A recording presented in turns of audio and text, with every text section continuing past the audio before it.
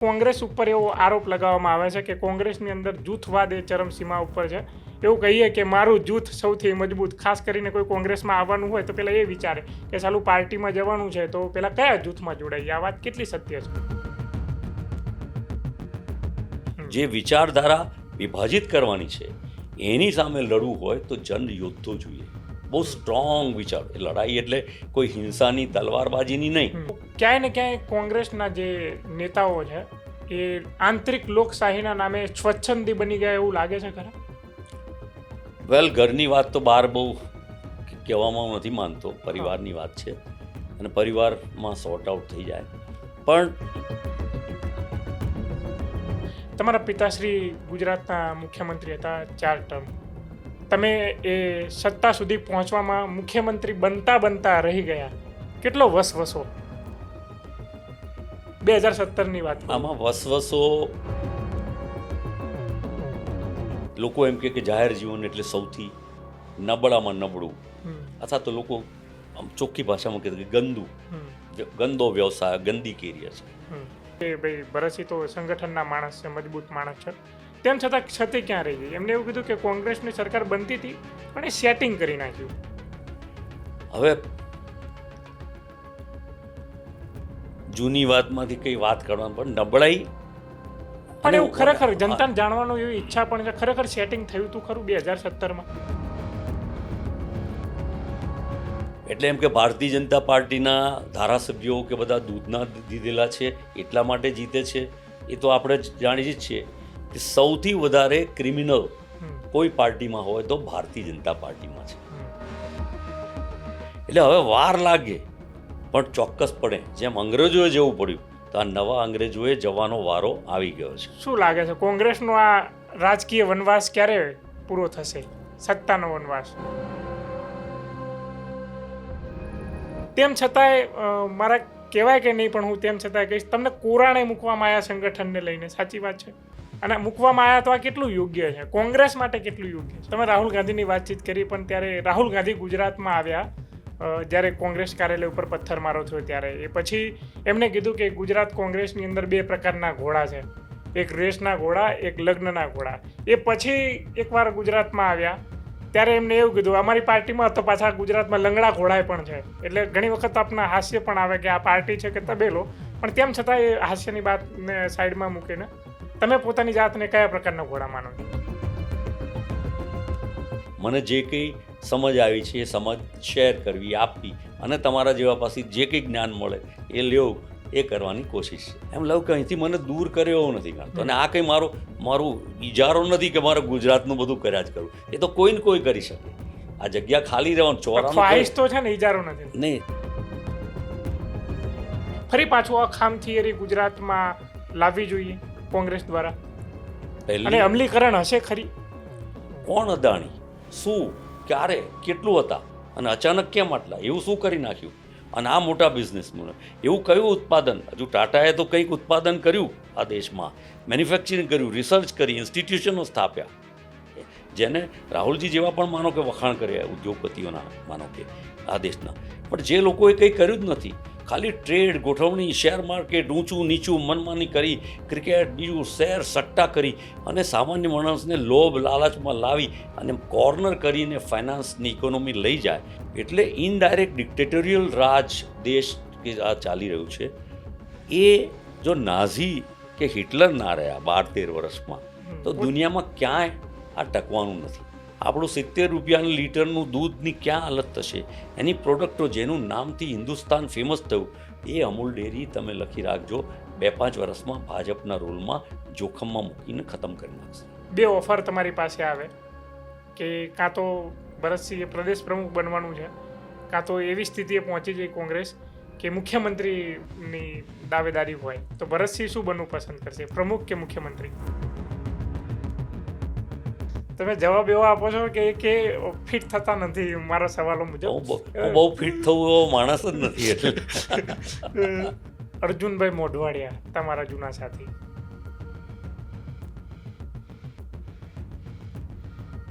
કપટી.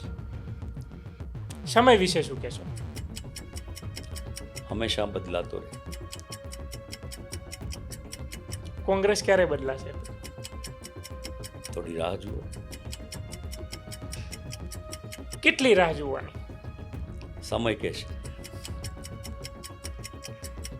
આમ તો સીધું જ પહેલી વાર આપને મળવાનું થયું છે, પહેલાં ક્યારેય મળ્યા નહોતા. બિલકુલ. પણ તમારા સવાલો ખૂબ વેધક, આડાઅવળા, રાજકારણમાં મતદારો પણ આવા તો નહીં પૂછતા, એના કરતાં અઘરા રહ્યા. યથાશક્તિ જે કંઈ. નમસ્કાર, ક્રાંતિમાર્ગથી હું વિમિત કુમાર. સાથીઓ, તમે જાણો છો કે આપણે પોલિટિકલી પોડકાસ્ટ કરીએ છીએ.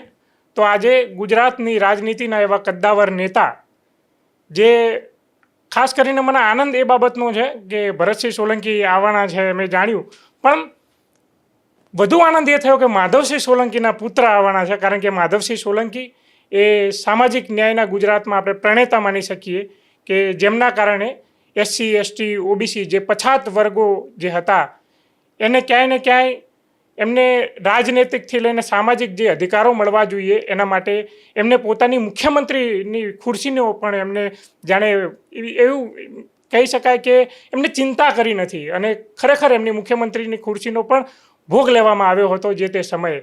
તો આપણી સાથે છે ભરતજી સોલંકી. ભરતભાઈ, ક્રાંતિમાર્ગે આપણું હાર્દિક સ્વાગત છે. ધન્યવાદ વિમિતભાઈ.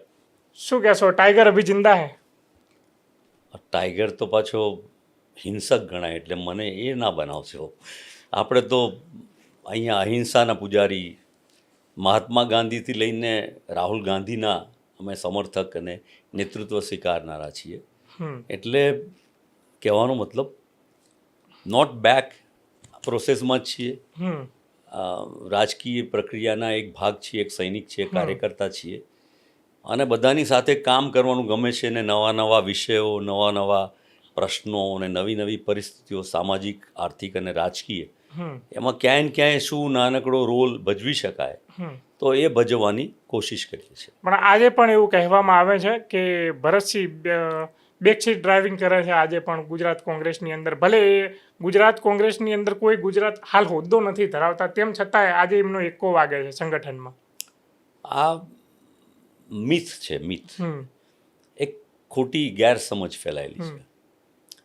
એના પહેલાં પણ માનો કે પ્રદેશ કોંગ્રેસ સમિતિમાં પ્રમુખ તરીકે અમિતભાઈની વરણી થઈ ત્યારે મોટા દિગ્ગજ નેતા સ્વર્ગસ્થ અહેમદભાઈ પણ મને કહેતા હતા કે તમે બેક સીટ ડ્રાઇવિંગ કરો છો.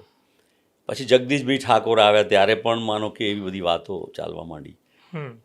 પણ આ વાતોમાં સૌથી પહેલી મહત્ત્વની વાત એ છે કે પ્રદેશનો પ્રમુખ સર્વોપરી છે અને એની પોતાની પદ્ધતિથી કામ કરે અને એને એ કામ કરવાની છૂટ હોવી જોઈએ. એટલે તમે જગદીશભાઈને મળો તો પૂછી શકો કે એમના ટેન્યોર દરમિયાન આપણે કોઈ એમને, હા, પાર્ટીના સાથીઓ તરીકે, આગેવાનો તરીકે, અને સ્વર્ગસ્થ BK ગઢવી સાહેબ બહુ સરસ વાત કહેતા કે પ્રમુખ અને બાકીના જે સિનિયર આગેવાનો હોય તો એમ કે હું ભલે પ્રમુખ રહ્યો પણ એનો અર્થ છે કે ફર્સ્ટ એમોંગ ધ ઇક્વલ્સ. એટલે પ્રમુખનો હોદ્દો એક ભલે મોટી વાત હોય પણ બધા સાથીઓ ભેગા મળીને નિર્ણયો કરવાની ક્ષમતા સાથે પક્ષને, સમાજની વ્યવસ્થાને આગળ લઈ જાય. એટલે ક્યારેય મેં ડોમિનેટ કર્યું હોય કે એવો પ્રસંગ નથી, કે એવો કોશિશ નથી કરી. હા, કાર્ય પદ્ધતિ અથવા વિચારધારામાં કંઈક સૂચન સુઝાવ હોય તો ચોક્કસપણે અમારી જો કોઈ કમિટીઓ, મિટિંગ કે કંઈ હોય તો ત્યાં મારો મત હું ચોક્કસપણે વ્યક્ત કરું છું, કર્યા વગર રહેતો નથી. ભાજપમાં એવું કહેવામાં આવે છે કે મારું બૂથ સૌથી મજબૂત, પણ ક્યાંય ને ક્યાંય કોંગ્રેસ ઉપર એવો આરોપ લગાવવામાં આવે છે કે કોંગ્રેસની અંદર જૂથવાદ એ ચરમસીમા ઉપર છે. એવું કહીએ કે મારું જૂથ સૌથી મજબૂત. ખાસ કરીને કોઈ કોંગ્રેસમાં આવવાનું હોય તો પહેલાં એ વિચારે કે ચાલું પાર્ટીમાં જવાનું છે તો પહેલાં કયા જૂથમાં જોડાઈએ. આ વાત કેટલી સત્ય છે? સૌથી પહેલાં તો કોંગ્રેસ અને ભાજપની કોઈ સરખામણી નથી. અચ્છા. કોંગ્રેસ એક ડેમોક્રેટિક ઇન્સ્ટિટ્યુશન છે, 1885માં પ્રસ્થાપિત થયેલું, અને કોઈ રાજકીય લાભ અથવા તો હેતુસરનું એ સંગઠન ન રહ્યું.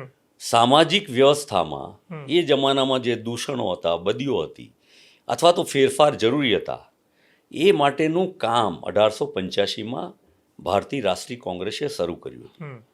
અને એના મુખ્ય ભાગરૂપે આ દેશ સ્વતંત્ર હોવો જોઈએ, એના અધિકારો નાગરિકોના સ્વતંત્ર હોવા જોઈએ. એટલા માટે ભારતને સ્વતંત્રતા માટેની લડાઈ ભારતીય રાષ્ટ્રીય કોંગ્રેસે, જેમ બીજા લોકોએ પણ પહેલાં કરી હતી 1857માં, અને એના પહેલાં પણ તમે આપણા ટ્રાઇબલ લીડર ને બધાએ જે કરી હતી આપણે જાણીએ છીએ. અને એટલે અનેકવિધ ત્યારે જ્યારે સ્વાભાવિક જ રીતે આ સંગઠન લોકોનું કામ કરતી હોય અને ડેમોક્રેટિક ચૂંટણી થાય, વ્યવસ્થા થાય, અનેક પ્રમુખો ઓલ ઇન્ડિયા કોંગ્રેસથી માંડીને પ્રદેશ કોંગ્રેસ સુધીના આવ્યા ગયા અને ચાલ્યા કરે. ભારતીય જનતા પાર્ટીમાં તો કોઈ બોલવાનું ચાલવાનું છે કે નહીં, એ મારા કરતાં વધારે મીડિયા અને આપ સૌ જાણો છો. કોંગ્રેસમાં વિચારસરણીની આપલે અથવા તો મતભેદો હોઈ શકે. હવે એમાં સ્વાભાવિક છે નાના મોટા ગ્રુપ કે બને કે ના બને, વિચારથી, સમજથી, કામથી. પણ જેમ જેમ સમય જતો જાય છે એમ એમ રાજકીય વ્યવસ્થા જે પ્રકારે બદલાઈ રહી છે એમાં ચૂંટણી એ સૌથી મોટો અગત્યનો પાર્ટ એ રાજકીય સંગઠનનો બની ગયો છે. બિલકુલ. એટલે ટિકિટ એ એનો અર્થ કે સૌથી મોટી વાત બની ગઈ. એટલે ફોકસ ધીમે ધીમે બદલાઈ રહ્યું છે. અને એટલા માટે જ્યારે પ્રજાની અપેક્ષાઓ ખૂબ ઝડપી હોય અને એ બદલાવા માટે 5 વર્ષનો ગાળો, માનો કે તમારા પ્રતિનિધિને બદલવાનો હોય, ધારાસભા હોય કે લોકસભા હોય, એ ગાળા દરમિયાન કોણ કેવી રીતે કરી શકે એની જે ગતિ છે એમાં જે વિચારધારાને જોઈએ એટલું બળ મને લાગે છે કે મળવામાં કંઈક ક્ષતિ રહી જાય છે. ટિકિટની વાત યાદ આવી કે આજે પણ ઘણા બધા એવા નેતા છે, કાં તો ઉભરતા નેતા છે, એમને ટિકિટ જો ના મળતી હોય તો ભરતસિંહ ઉપર નજર રાખે છે કે ભરતસિંહ અમારી ઉપર થોડી રહેમ નજર રાખશે, અમને ટિકિટ અપાવડાવશે. એટલે હજુ તમારી પાસે વર્તમાનમાં કોઈ હોદ્દો નથી, તેમ છતાંય તમારી પાસે આવી ઉમ્મીદ રાખે છે. સૌથી પહેલી વાત તો હું કોઈ ટિકિટ આપવાની ક્ષમતા ધરાવતો વ્યક્તિ જ નથી. એટલા માટે કે અમારી પાર્ટીની જે ડેમોક્રેટિક સિસ્ટમ છે, પ્રદેશ ચૂંટણી એટલે ઓલ ઇન્ડિયા કોંગ્રેસની ઇલેક્શન કમિટી, એના પછી સ્ટેટની પીસી, એના પછી ડિસ્ટ્રિક્ટની ચૂંટણી સમિતિ, એ આખી પ્રક્રિયાની એક પ્રોસેસ છે. એ પ્રોસેસ બધા સાથે મળીને એમાં કામ કરે છે. એટલે મારો કોઈ વ્યક્તિગત રોલ આવતો નથી કે જેથી હું કોઈને ટિકિટ અપાવી શકું. પણ બધા સાથે કામ કરતા હોય ને બધા વિચાર કરે કે આપણે શું કરીશું. સામાજિક સોશિયલ એન્જિનિયરિંગ કરવું હોય તો આપણે કેવી રીતે કરી શકીએ, નવા એજ્યુકેટેડ અથવા ક્ષમતા ધરાવનારા યુવાનોને કેવી રીતે લઈ શકીએ. અને આ સમયમાં જેન્ઝીનો જમાનો આવ્યો કે જે આખી દુનિયાને બદલવાની ક્ષમતા ધરાવે છે, તો એવા લોકોને પ્રતિનિધિત્વ મળે. માનો કે નગરપાલિકા હોય કે કોર્પોરેશન હોય, તાલુકા પંચાયત હોય, જિલ્લા પંચાયત હોય. અને ભૂતકાળનો અનુભવ છે કે ખૂબ નાની ઉંમરમાં પણ અહેમદ પટેલ જેવા સ્વર્ગસ્થ, એ 27 વર્ષે એ મેમ્બર પાર્લામેન્ટ પણ લોકસભામાં જબરજસ્ત રીતે ચૂંટાઈને આવ્યા છે. 1977માં જ્યારે બહુ જ ઇન્દિરાજીની કફોડી સ્થિતિ હતી ત્યારે એવા સંજોગોમાં અમે સાથે મળીને કોઈ વિચાર કરતા હોઈએ તો. બાકી કોઈ મારા પર અપેક્ષા રાખતા હોય તો હું હાથ જોડીને કહું કે મારા પર અપેક્ષા રાખવાને બદલે પાર્ટી એ સર્વોપરી છે. એટલે મારા નાના મોટા ફંક્શનમાં પણ તમે એક સૂત્ર લખેલું હોય, મારો પક્ષ એ જ મારો પરિવાર છે. અને અત્યારે જ થોડા સમય પહેલાં તમે જન્મદિવસના નિમિત્તે પરિવાર સંગમ નામનો કાર્યક્રમ આપ્યો હતો. એ પહેલાં પણ તમે આવી રીતે જનમિત્ર, જનયોદ્ધા આ શક્તિ પ્રદર્શન કરતા હોવ છો. આ શક્તિ પ્રદર્શન ખાસ કરીને મને 2 સવાલ થાય છે કે આ પોતાનું વ્યક્તિગત માટે શક્તિ પ્રદર્શન હોય છે કે ટાઈગર અભી જિંદા હૈ, કે પછી પાર્ટી પ્રત્યેનું શક્તિ પ્રદર્શન હોય છે? આપે બહુ સરસ વાત કરી. સ્વાભાવિક જ રીતે મૂલવણી જે પ્રકારે મીડિયા દ્વારા કરવામાં આવે છે, શક્તિ પ્રદર્શન એક સહજ શબ્દનો ઉપયોગ કરી લેવામાં આવે છે. પક્ષ એટલે કે વિચારધારા. એ વિચારધારાને મજબૂત કરવા માટે વ્યક્તિ, એનું નેતૃત્વ, એની સમજ અને સૌને સાથે લઈને જોડવાનું. એ સૌને સાથે લઈને ડેમોક્રેટિક પ્રોસેસમાં આપણે લઈને ચાલીએ તો એ વિચાર મજબૂત થાય. અને એ માટે માનો કે જન્મદિવસ ઉજવીએ તો માનો કે એમને એમ સરસ મજાનું જમાડી કરીને વાતને પૂરી કરી શકાય. પણ એની સાથે સાથે કોઈ વિષય, કોઈ વિચાર, કોઈ વાતને લઈને ચાલીએ. 1994માં હું જ્યારે ધારાસભ્ય પણ નહોતો બન્યો, પ્રદેશના માળખામાં મહામંત્રી તરીકેની મને નિમણૂક મળેલી, ત્યારે પહેલીવાર બધા સાથીઓ મિત્રોએ હું ગુજરાતમાં જે પ્રવાસ કરતો હતો એના કારણે મળ્યા કે આપણે તમારો જન્મદિવસ ઉજવીએ કંઈ ને કઈ રીતે.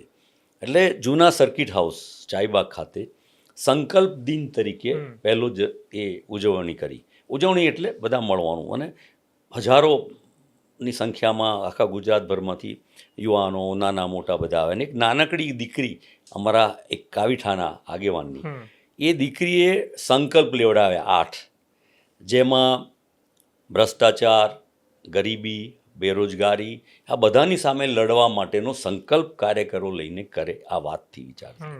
એટલે હંમેશા કોઈને કોઈ ઇસ્યુ, લક્ષ્ય, દિશા લઈને. હવે હમણાં છેલ્લો જે કાર્યક્રમ કર્યો એમાં પરિવાર સંગમ, એક તો પરિવારની વાત કરી અને પરિવાર એટલે મેં એને કીધું મારો પક્ષ એ જ મારો પરિવાર, એટલે એ પરિવાર આખો ભેગો થાય. અને સંગમ એટલે બધી જ નદીઓ જેમ ભેગી થઈને સમુદ્રમાં મળે ને એક શક્તિનું સ્વરૂપ એમાંથી ઊભું થાય. ત્યારે કોંગ્રેસ આજના આ વિષમ પરિસ્થિતિમાં જે પ્રકારે દેશ ભારતીય જનતા પાર્ટી ચલાવી રહી છે, એનું નેતૃત્વ ચલાવી રહી છે, વિભાજિત કરી રહી છે, સીધી રીતે નહીં પણ આડકતરી રીતે, અને એક બહુ જ મોટો ગેપ સામાન્ય માણસ અને રીચ, દેર આર 2 ઇન્ડિયાઝ જે રાહુલજી કહે છે એ પ્રમાણે એ મોટો જે ગેપ પડી રહ્યો છે અને દેશ ભવિષ્યના એક મોટા જોખમમાં ટુકડા થઈ જાય એવી પરિસ્થિતિ આવે એ દિશામાં જઈ રહ્યો છે. ત્યારે કોંગ્રેસનું એટલે કે કોંગ્રેસની વિચારધારાનું સંગઠિત હોવું એ બહુ જ જરૂરી છે. અને એટલા માટે સૌથી પહેલું તો કે કોંગ્રેસ પરિવાર જ બધા ભેગા થાય, એટલે કોંગ્રેસના બધા જ આગેવાનો ભેગા મળે, એટલે એનું નામ રાખ્યું હતું પરિવાર સંગમ. અને એમાં ગમે તે જૂથ ના આવી શકે, કોઈ જૂથ એટલે બધાને જ માટે, એમાં કોઈ વાત વિચારિક ભેદભાવ હોઈ શકે, કોઈ કોઈના માટેની ભલામણ કરે, કોઈ કોઈના માટેની ટિકિટની ભલામણ કરે, એ સ્વાભાવિક છે. અહીંયા તો ભલામણની શક્યતા છે પણ બીજા પક્ષમાં તો એવી ચર્ચા, વાત, વિચાર હોતો જ નથી.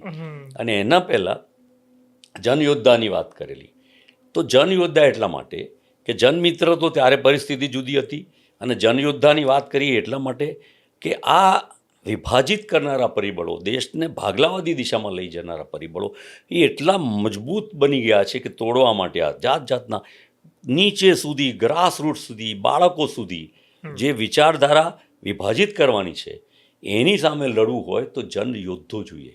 બહુ સ્ટ્રોંગ વિચાર. એ લડાઈ એટલે કોઈ હિંસાની, તલવારબાજીની નહીં, પણ મનનો વિચારક જેને સહન કરવાની પણ તૈયારી હોય એવા લોકોએ ભેગા થઈ અને આ વિચાર સામે લડત આપવી જોઈએ. એટલા માટે જનયોદ્ધો. આના પહેલાં 17 પહેલાંની વાત હતી, કોંગ્રેસ આવે છે, નવસર્જન લાવે છે, તો એ વાત કે એક 1960નું ગુજરાત, જ્યારે મુંબઈ રાજ્યમાંથી મહારાષ્ટ્ર, ગુજરાત છૂટા પડ્યા, ત્યારે ગુજરાતનો વિકાસ કોંગ્રેસ દ્વારા ખૂબ ઝડપથી થયો. અને ગુજરાતના એ મુખ્યમંત્રીઓ શરૂ કરીએ જીવરાજ મહેતાથી, વડોદરાય મહેતાથી લઈને હિતેન્દ્રભાઈ દેસાઈથી લઈને ઘનશ્યામભાઈ, એના પછીના ચિમનભાઈ અને મારા પિતા અમરસિંહભાઈ ને બધાના ટાઈમમાં એ એક ટોચ પર લઈ ગયા ગુજરાતને. ઔદ્યોગિક રીતે પર કેપિટા ઇન્કમમાં લઈ ગયા, એગ્રીકલ્ચર, નર્મદા પ્રોજેક્ટથી લઈને શિક્ષણને, જીઆઈડીસીને, ઉદ્યોગને, વેપાર ધંધાને. એના પછી એનું જે ડાઉનફોલ, આજે વિપક્ષ તરીકે ભારતીય જનતા પાર્ટી સત્તા પર આવી અને એનો જે ડાઉન જવા માંડ્યો, એ ડાઉન 1990થી જે શરૂ થયો એ ડાઉન નીચે જતાં જતાં આ 2015 પછી મને એમ થયું કે એને ફરીથી આ સર્જનને ઉપર લઈ જવું જોઈએ. એટલા માટે નવસર્જન કે આપણું ગુજરાતની ટેક્સટાઇલ, આજે તો જુઓ છો શું હાલત થશે આ ટ્રીટીના કારણે, આપણું ડાયમંડ, આપણી એન્સિલરીઝ, આપણા ફાર્માસ્યુટિકલ ઇન્ડસ્ટ્રીઝ કે તમામ ઉદ્યોગ, વેપાર ધંધાઓ, પીગ આયર્નથી લઈને જે મુશ્કેલીમાં આવતા હોય, આટલો મોટો દરિયા કિનારો હોય, એ દરિયા કિનારાનો જે ભરપૂર ઉપયોગ થઈ અને એનો લાભ દેશને અને લોકોને મળવો જોઈએ, ગુજરાતીઓને મળવો જોઈએ, ગુજરાતના યુવાનોને મળવો જોઈએ, એને બદલે મુઠ્ઠીભર 1-2 ઉદ્યોગપતિના હાથમાં જઈ અને એના દ્વારા શું કામ થાય છે આપણે સૌ જાણી રહ્યા છીએ. એ સંજોગોમાં નવસર્જનની વાત કરેલી. આ સામાન્ય વિચારો હું જન્મદિવસે વ્યક્ત કરતો હોઉં છું અને મને એ બાબતમાં મોટેભાગે બધાનું સમર્થન મને મળે છે અને બધા જ મારા કાર્યક્રમમાં આવે છે. આ જૂથવાદના કારણે કેવા પડકારોનો સામનો કરવો પડે? સારી બાબત તો તમે જણાવી દીધી, પણ પડકારો કેવા સામનો કરવો પડે, ખાસ કરીને ગુજરાત કોંગ્રેસને? આમાં જે આપ જૂથવાદ કહો છો, ગ્રુપિઝમ, એને ગ્રુપિઝમ કહો કે એને માઇક્રો લેવલ પર જોઈએ તો માણસની કોઈ પણની શક્તિ વધે.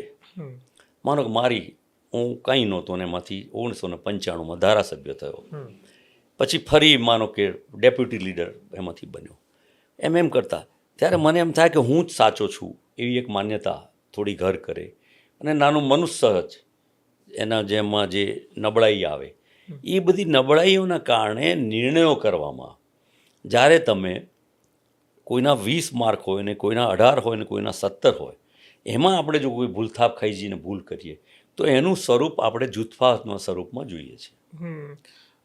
વર્તમાન પરિસ્થિતિ મુજબ જો કહું તો ક્યાંય ને ક્યાંય કોંગ્રેસના જે નેતાઓ છે એ આંતરિક લોકશાહીના નામે સ્વચ્છંદી બની ગયા એવું લાગે છે ખરા?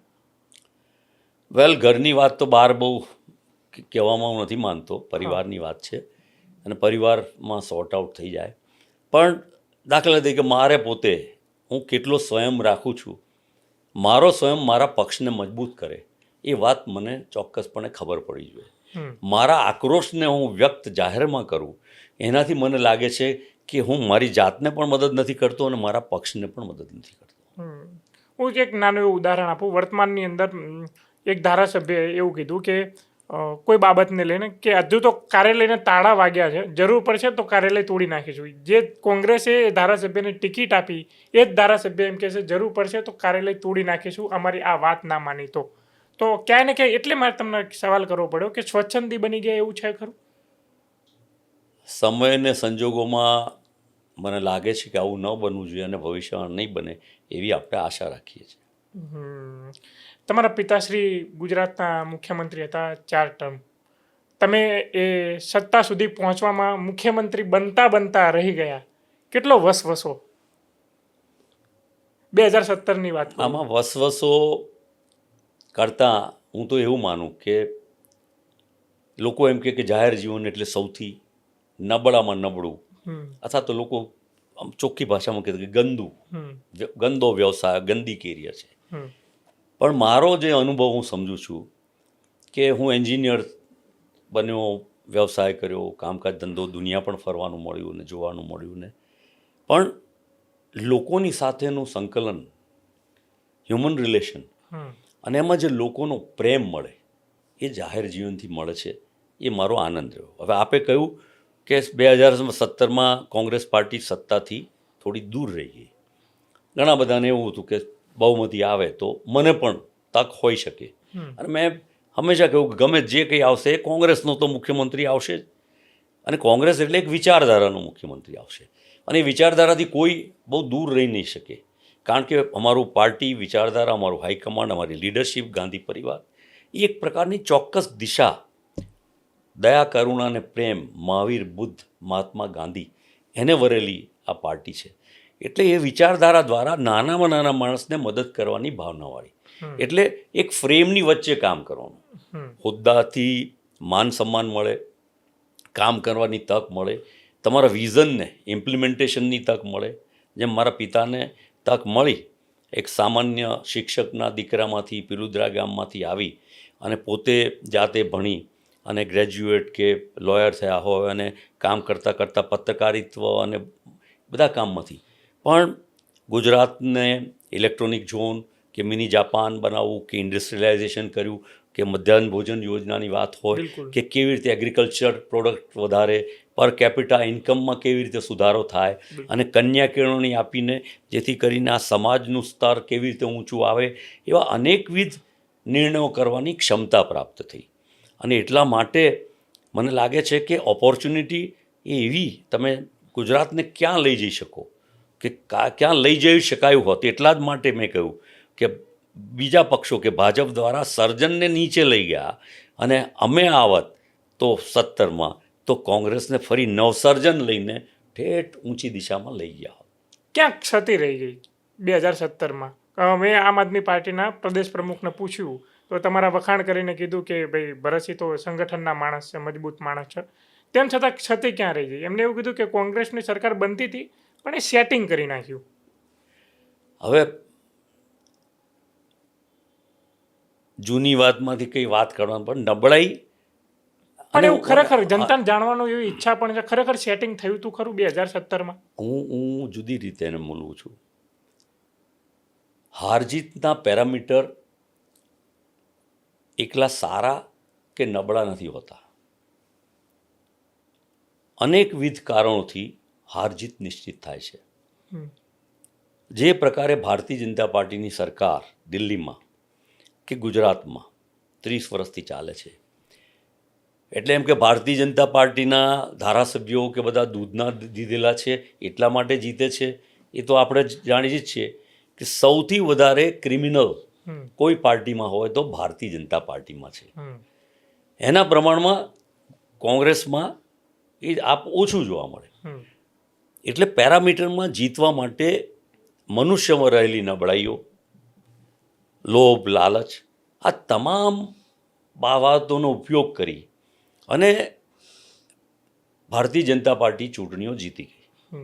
અમારી નબળાઈ, અમે એને પહોંચી ન વળ્યા, સાચો પ્રચાર ન કરી શક્યા, અમારી વાત લોકોને સમજાવી ન શક્યા અને અમારું કનેક્ટિવિટી સાથે અથવા ઓવર કોન્ફિડન્સમાં રહી ગયા. હવે આપણું તો જીતી જ ગયા છે.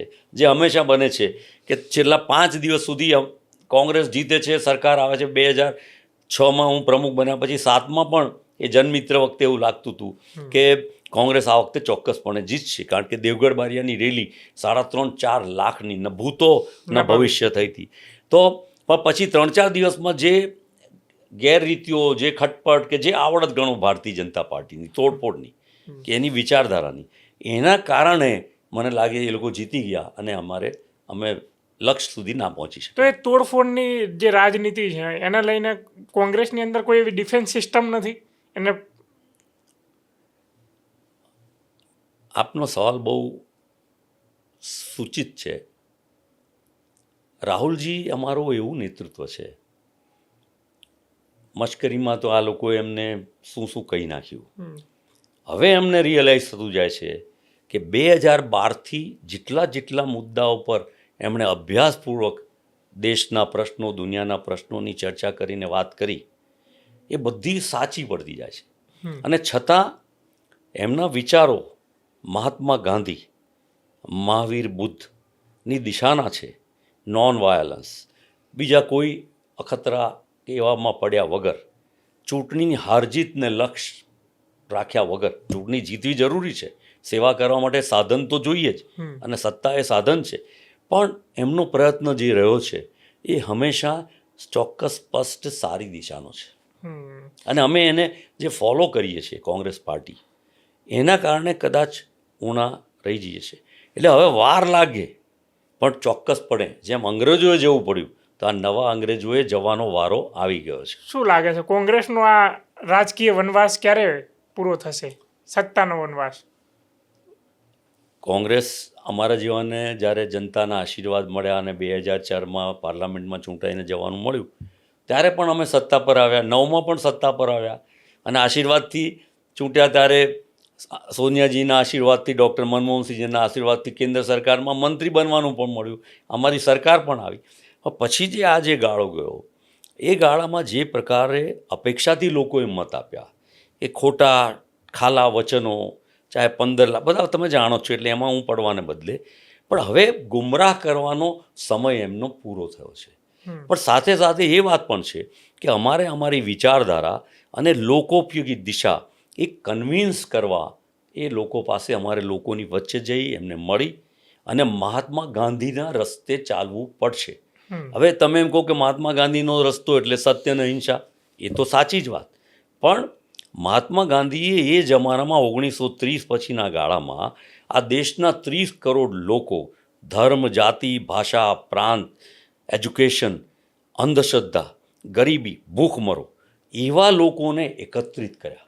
એટલે એકઠા કરવાનો, જનશક્તિ પેદા કરવાનો, એ કામમાં કોંગ્રેસે લાગવું પડશે. કોંગ્રેસની જીતનો એકમાત્ર ગુરુમંત્ર, સંકલ્પ એ જ હોઈ શકે કે તમે જોડો, ભેગા કરો અને એક કરો. જેમ જનશક્તિ પેદા કરશો, આપોઆપ આ ભારતીય જનતા પાર્ટીને ગુજરાતમાંથી અને દેશમાંથી જવું પડશે. તમે જોડવાની વાત કરી, ભેગા કરવાની વાત કરી, સંગઠનની વાત કરી. તમે સંગઠનના માણસ છો અને તમારા પ્રતિસ્પર્ધી પણ આ માને છે, બીજી પાર્ટીના પ્રતિસ્પર્ધી. તેમ છતાંય મારા કહેવાય કે નહીં, પણ હું તેમ છતાંય કહીશ, તમને કોરાણે મૂકવામાં આવ્યા સંગઠનને લઈને, સાચી વાત છે? અને મૂકવામાં આવ્યા તો આ કેટલું યોગ્ય છે, કોંગ્રેસ માટે કેટલું યોગ્ય છે? મને કોરાણે મૂકવામાં અને નહીં મૂકવાની વાતને હું બહુ મહત્ત્વ નથી આપતો. દરેકનો રોલ હોય છે. મારા પિતા માનો કે 4 વાર મુખ્યમંત્રી થયા, પછી ફોરેન મિનિસ્ટર થયા, પ્લાનિંગ મિનિસ્ટર થયા, પછી માનો કે એમણે નિવૃત્તિ કરતાં એ રસ ઓછો લેતા હતા. મારા દાદા નાના એ લગભગ 93 વર્ષ સુધી એ એક્ટિવને રહ્યા, અને હું મારી પ્રવૃત્તિ ચાલુ રાખું છું. કોરાણે મૂકવા ના મૂકવા કરતાં જ્યારે મને પોલિટિકલ એફેર કમિટીમાં છું, મને સંગઠન સૃજનમાં મને પંજાબની જવાબદારી સોંપી, મને માનો કે રાજસ્થાનમાં પણ જઈને કામ કર્યું, હું જમ્મુ કાશ્મીરનો પણ પ્રભારી માનો કે રહ્યો, અને ત્યાં પણ માનો કે એલાયન્સની સરકાર આવી કે આ તે. પણ કહેવાનો મતલબ સવાલ એ નથી, કોઈ વ્યક્તિ વિશેષ કરતાં પાર્ટીની વિચારધારાને મજબૂત કરનારા લોકો એક થવા જોઈએ. અને એટલા માટે પાર્ટીના ફોરમમાં રહીને પણ, અને ફોરમની બહાર મેં ના કીધું કે જન્મદિવસને શું તરીકે ઉજવો, તો મને એમ લાગ્યું કે આજના તાતા સંદર્ભમાં ગુજરાતની રાજકીય પરિસ્થિતિમાં ગુજરાતના સૌ વિચારધારાવાળા લોકોમાં, ખાસ કરીને કે જે લોકો બિનસાંપ્રદાયિક અથવા તો ગાંધી વિચારસરણી અથવા રાહુલજીના નેતૃત્વને સ્વીકારીને ચાલે છે, એટલા માટે જન્મદિવસને મેં પરિવાર સંગમ તરીકે જોડવાનો અભિગમ કર્યો. અને હમણાં એક નાનકડો કાર્યક્રમ કર્યો અમારા મહીસાગરના કાંઠે, અમારું ટ્રેડિશનલ માટલા ઊંધિયું કહેવાય. આ તો 2007માં કર્યું હતું, એના પછી 18 વર્ષે કર્યું. અને ઘણી નવી પેઢી તો કદાચ જાણશે કે ઓળખશે પણ નહીં.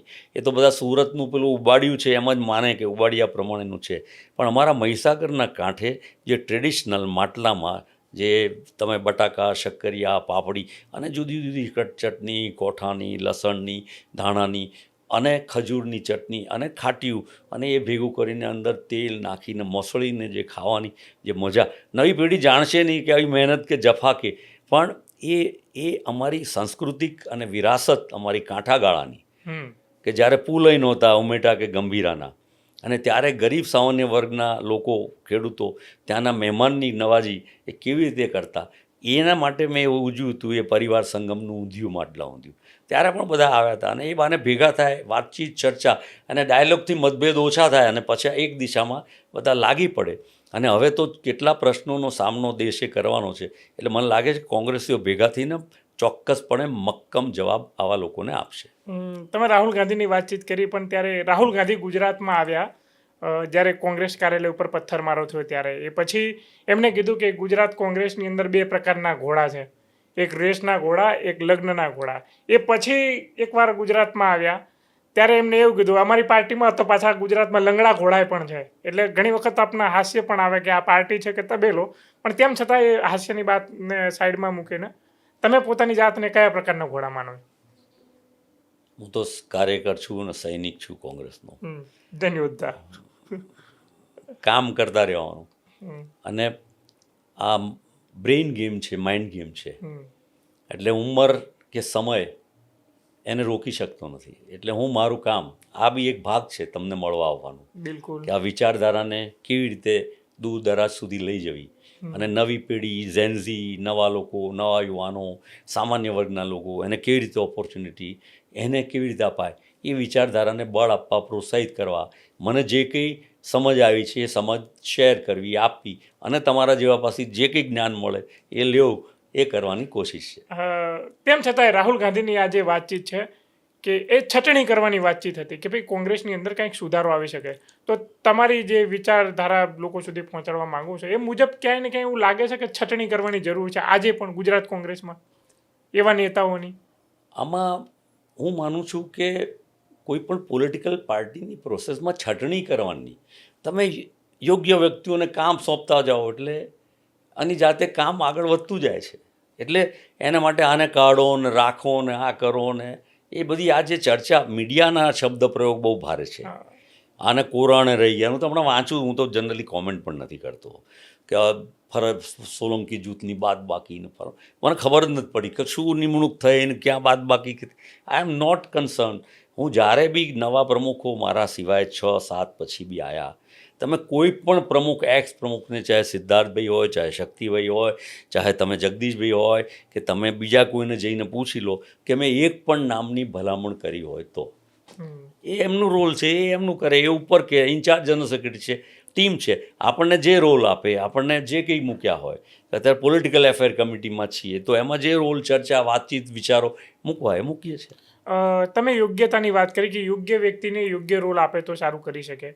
તમને ગુજરાતના સંગઠનથી અને ગુજરાતની જનતાથી અને ગુજરાતની રાજનીતિથી સારી રીતે વાકેફ છો, અને ખાસ કરીને કોંગ્રેસના સંગઠનથી. તમે સંગઠનના માણસ પણ છો, અમે પણ માનીએ છીએ, તમારા પ્રતિસ્પર્ધી પણ માને છે. તમને જમ્મુ કાશ્મીરના પ્રભારી બનાવવામાં આવે તો ક્યાંય ને ક્યાંય તમને એવું નહીં લાગતું કે મારી યોગ્યતા પ્રમાણે મારે ગુજરાતમાં હોવું જોઈએ, આ સ્થિતિ મુજબ મારે ગુજરાત કોંગ્રેસને મજબૂત કરવી જોઈએ, છે જમ્મુ કાશ્મીર મોકલે? હું તો એને બદલે મારી જાતને ગૌરવશાળી ગણું છું કે રાજ્યમાં કે જિલ્લામાં કામ કરતાં કરતાં જે કંઈ નાનો મોટો અનુભવ થયો, એમનો પક્ષનું હાઈકમાન્ડ, નેતૃત્વ અને પાર્ટી મને બીજા રાજ્યમાં જઈને પણ કોંગ્રેસના વિચારધારાને મજબૂત કરવા અથવા તો ચૂંટણીલક્ષી કાર્યક્રમમાં મને જવાબદારી સોંપે તો મને લાગે કે મારા માટે ગૌરવરૂપ છે. અને મને પણ ત્યાં શીખવા મળે, ત્યાંના સંજોગો, ભૌગોલિક પરિસ્થિતિ, રાજકીય પરિસ્થિતિ, સામાજિક પરિસ્થિતિઓ, બોર્ડર સ્ટેટ અને કેટલા બધા ઇસ્યુ, એક તરફ ચાઇના આવે, એક તરફ પાકિસ્તાન આવે, અને જાત જાતના ઇસ્યુની વચ્ચે સંઘર્ષમય તમારે જે કામ કરવાનું અભ્યાસ કરીને તેવું ક્યાંક બીજે પણ, જેમ પંજાબ મોકલ્યા હોય તો પંજાબ પણ બોર્ડરનું રાજ્ય, તમે ગુરદાસપુર જિલ્લામાં સંગઠન સૃજનનું અભિયાનનું કામ સોંપ્યું હોય, તો હું એને એમ લઉં કે અહીંથી મને દૂર કર્યો એવું નથી ગણતો. અને આ કંઈ મારું ઈજારો નથી કે મારે ગુજરાતનું બધું કર્યા જ કરવું, એ તો કોઈ ને કોઈ કરી શકે. આ જગ્યા ખાલી રહેવાનું, ખ્વાહિશ તો છે ને, ઈજારો નથી. નહીં, ચોરાનો કોઈ દિવસ નખો જ નથી જવાનું, ચોરો ચાલુ જ રહેવાનો છે. એટલે મારે બદલે કોઈ, બીજાને બદલે બીજો, આ ચાલવાનું જ છે. એટલે ઓપન માઇન્ડથી જે રોલ જ્યાં જે થકી આવ્યો હોય, અને મેં જેટલા અમારા સિનિયર લીડરોના, દેશના લોકોના અનુભવ જોયા છે, એને જુદા જુદા રોલમાં કામ કરતા જોયા છે. મેં અર્જુનસિંહજીને જોયા છે, મેં અહેમદ પટેલને જોયા છે, એવા બધા જ ટોપ લીડરશિપની વાત નથી કરતો, નહેરુ, ઇન્દિરાજી, રાજીવજી, સોનિયાજી કે રાહુલજીની વાત નથી કરતો, પણ જે સેકન્ડ, મારા પિતાને, એ વોઝ ઇન્ચાર્જ ઓફ કેરાલા, એ વોઝ ઇન્ચાર્જ ઓફ કર્ણાટકા, એ પણ મારી જેમ જમ્મુ કાશ્મીરના પ્રભારી હતા. એટલે ही ऑल्सो બધા મને યાદ करता था कि आपके वालिद साहब भी, पिताजी भी यहाँ आके उन्होंने जिम्मेदारी की थी ऐसे करके. એટલે પક્ષની વિચારધારાનું કામ કરવા, તે પાછું XYZ નહીં, ગમે એવું નાનામાં નાનું બી કામ સોંપે, એના માટે હું મારી જાતને ગૌરવશાળી ગણું છું. અને મને એમાં એટલો જ આનંદ મળે છે, મને એમાં ખૂબ ખુશી મળે છે. ગુજરાત કોંગ્રેસ જે રીતે અત્યારે કામ કરી રહી છે, જે ગતિએ કામ કરી રહી છે, જે સ્થિતિએ કામ કરી રહી છે, જો એ જ જળવાયેલી રહે તો એ સત્તા સુધી પહોંચે છે ખરી, તમારા મત મુજબ? તમે થોડી રાહ જુઓ. રાહુલ ગાંધી એવું નેતૃત્વ છે, એમને નીચા નમાવવા કોશિશ કરવામાં આવી જે ભાજપ તરફથી ને, પછી એમનો જે જવાબ દેશની પ્રજાને, દુનિયાના લોકોએ આપ્યો, અને એમનું નેતૃત્વ એમણે જે સમગ્ર ફલક પર, વિશ્વના ફલક પર પણ પૂરું પાડ્યું.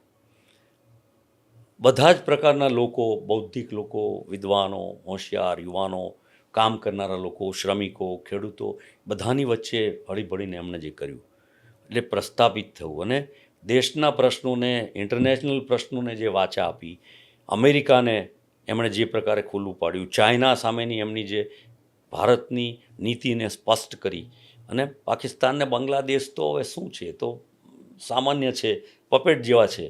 ઘડીમાં ઇન્દિરાજીએ જેમ કચડી નાખ્યા હતા એમ કચડી નાખી શકાય એવા છે. તેવા સંજોગોમાં ફરીથી આ નેતૃત્વ જે પ્રસ્થાપિત થયું છે એને કચડવા ફરીથી આ ભાજપ પ્રયત્ન કરે છે, કરશે. પણ મને લાગે છે કે આ દેશની પ્રજા અને દુનિયા રાહુલ ગાંધીના નેતૃત્વને જબરજસ્ત રીતે સ્વીકારશે, અને જે વિશ્વની ફલક પર ખૂબ સારા પરિણામ લાવશે. પણ સત્તાધીશો અને એમના જે સમર્થકો એવું કહે છે કે આપણો દેશ તો વિશ્વગુરુ બનવા જઈ રહ્યો છે, તો આ વાતમાં કેટલી સત્યતા છે પછી? નહીં, એમની ભાવના કદાચ ચોક્કસપણે સારી હોઈ શકે, એમનો પ્રચાર પ્રસાર ખૂબ સારો છે, એમની પ્રોડક્ટના બોક્સીસ સારા બનાવ્યા પેકિંગ એમણે, પણ હવે લોકો જાણી ગયા છે કે એમની અંદર બધો કચરો જ ભરેલો છે, એમની પ્રોડક્ટ પકડાઈ ગઈ છે આખી, હવે ઓપન થઈ ગયું છે બધું તમામ ક્ષેત્રે, અને હવે તો એમના પોતાના લોકો સ્વીકારતા થઈ ગયા છે. મતદારો જેણે ભાજપને મત આપ્યા હતા એ બી જાણી ગયા છે અને સમજી ગયા છે. હવે મતદારોની ઉપર એમના પ્રતિનિધિઓ જે પ્રજામાં ચૂંટાયેલા છે એ ઓપનલી આવીને વાત કરે છે, અને અંદર તો ગણગણાટ હોય, પણ because Bharatiya Janata party ડિક્ટેટોરિયલ party છે, આપખુદ પાર્ટી છે, એટલે કચડી નાખે, દબાઈ નાખે, અથવા તો નાના મોટા ખરા ખોટા રીતે એમને જે સામ દામ દંડ ભેદનો ઉપયોગ કરે છે, એ ડર ભયના કારણે કદાચ વિદ્રોહની સ્થિતિ એમાં લાગતી નથી. નહીં તો ચોક્કસપણે સમજુ અને પોતાના આત્માના અવાજથી ઘણા લોકો બહાર નીકળી જશે એમાં.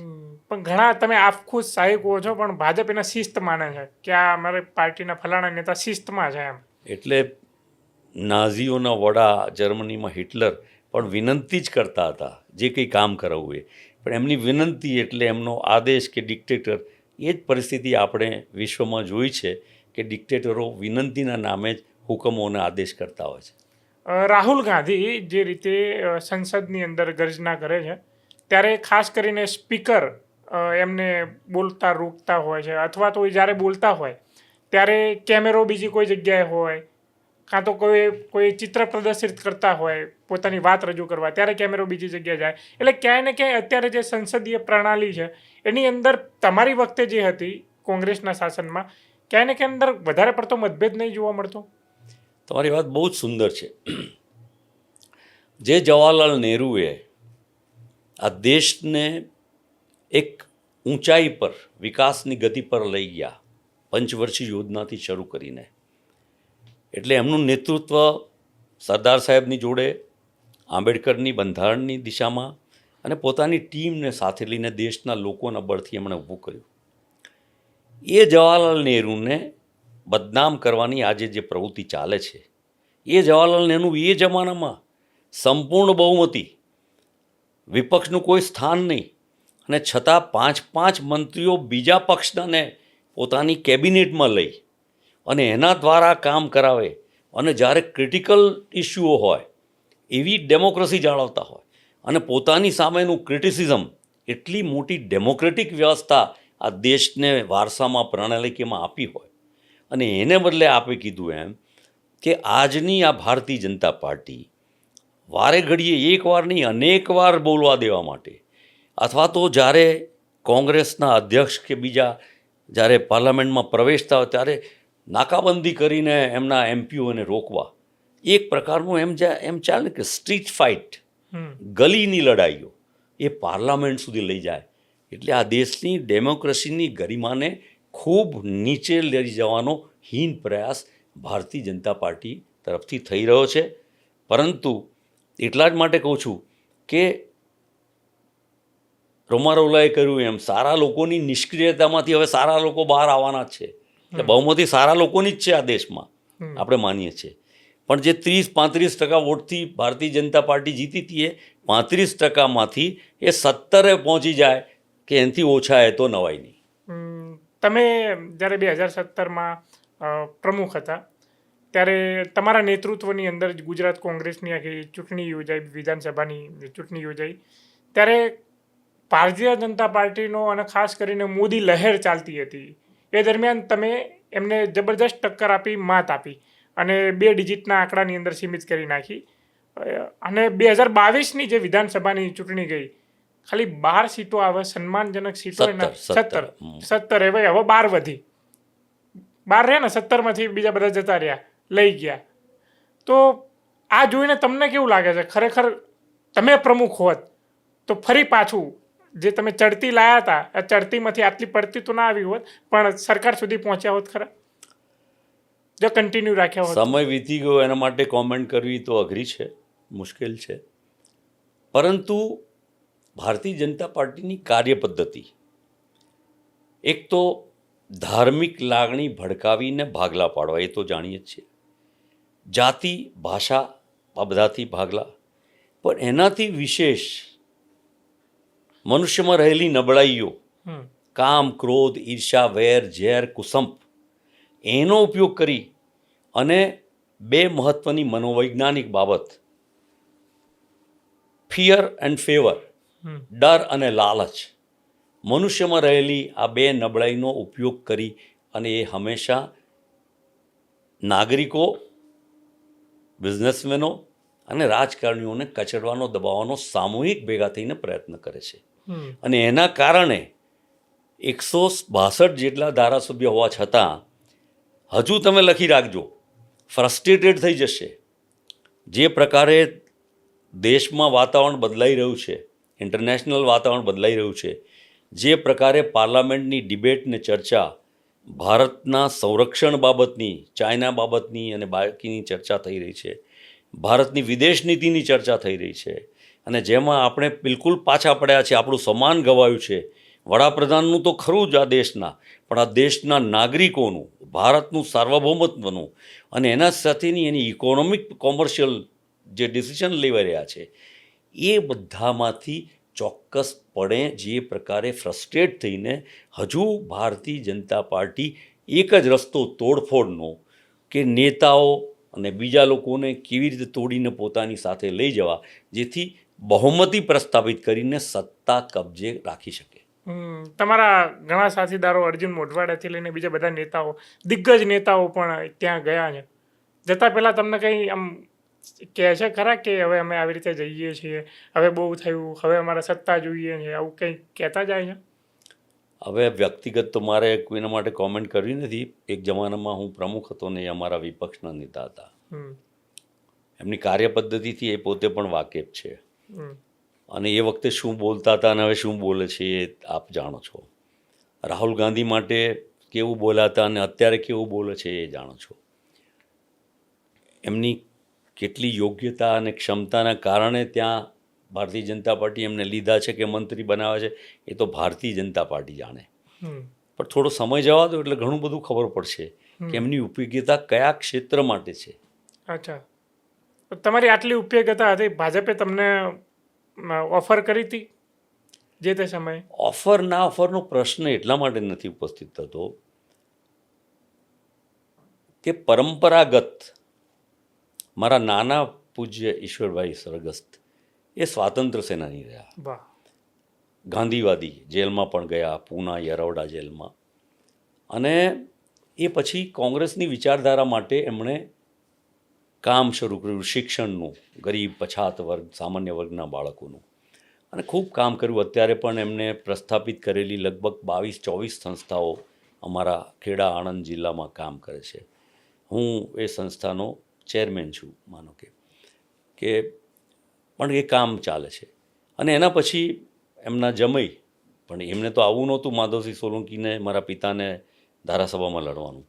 તત્કાલીન સ્વર્ગસ્થ બાબુભાઈ જસભાઈએ એ જમાનામાં કોઈ શિક્ષિત યુવાનને, 1957ની વાત છે, તો એમને પહેલીવાર એમને ચૂંટણી લડવા માટે એમને નિર્ણય કર્યો.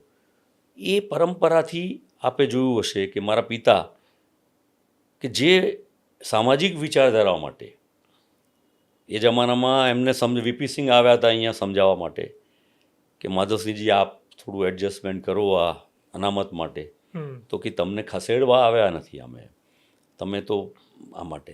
પણ એમણે વિચારધારાને વળગી રહ્યા કે નહીં, તમે હું રાજીનામું મારું લઈ લો. એ પછીના અનેક પ્રસંગોમાં જોયું. એ જે પરંપરા છે અમારા નાના, મારા પિતાની, એ પરંપરા અમારા માટે બહુ મહત્ત્વની છે. એટલે એ પરંપરાને વળગી રહ્યા છે. ઘણીવાર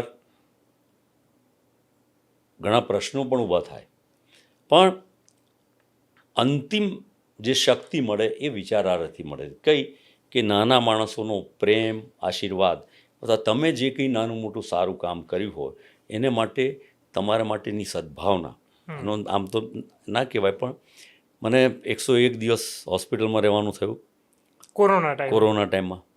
પણ જ્યારે બહાર નીકળ્યો અને પછી મને ખબર પડી કે અમારા અનેક મિત્રોમાંથી હજારો લોકોએ પ્રાર્થનાઓ કરી કે ભરતભાઈ બચી જાય ને. આનાથી મોટું સૌભાગ્ય કયું હોય, આશીર્વાદ કયા હોઈ શકે? ડૉક્ટરોના ખરા, પણ પ્રજાજનોના, નાગરિકોના, જનતા જનાર્દનના, કે એ તમારા માટે, બધાના માટે કર્યા એમણે હશે, પણ હું એના માટે મારી જાતને બહુ મોટો સૌભાગ્યવાદી ગણું છું. કોરોના ટાઈમે તમે જ્યારે હોસ્પિટલાઇઝ હતા, જીવન મરણ વચ્ચે ઝોલા ખાઈ રહ્યા હતા, અને એ વખતે લોકોની પ્રાર્થનાથી અને ડૉક્ટરની મહેનતથી, તમારા નસીબથી તમે બચી ગયા.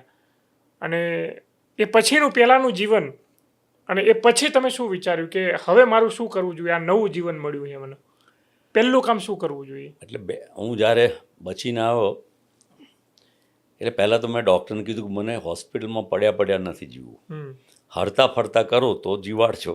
હમ. એટલે ટૂંકમાં અને નીકળ્યા પછી 2 વિકલ્પ હતા કે પબ્લિક લાઈફમાં ચાલુ રહેવું રાજકારણમાં કે નહીં, અને કાં તો દુનિયા ફરવી, જોવી, જાણવું, આનંદ મજાથી રહેવું.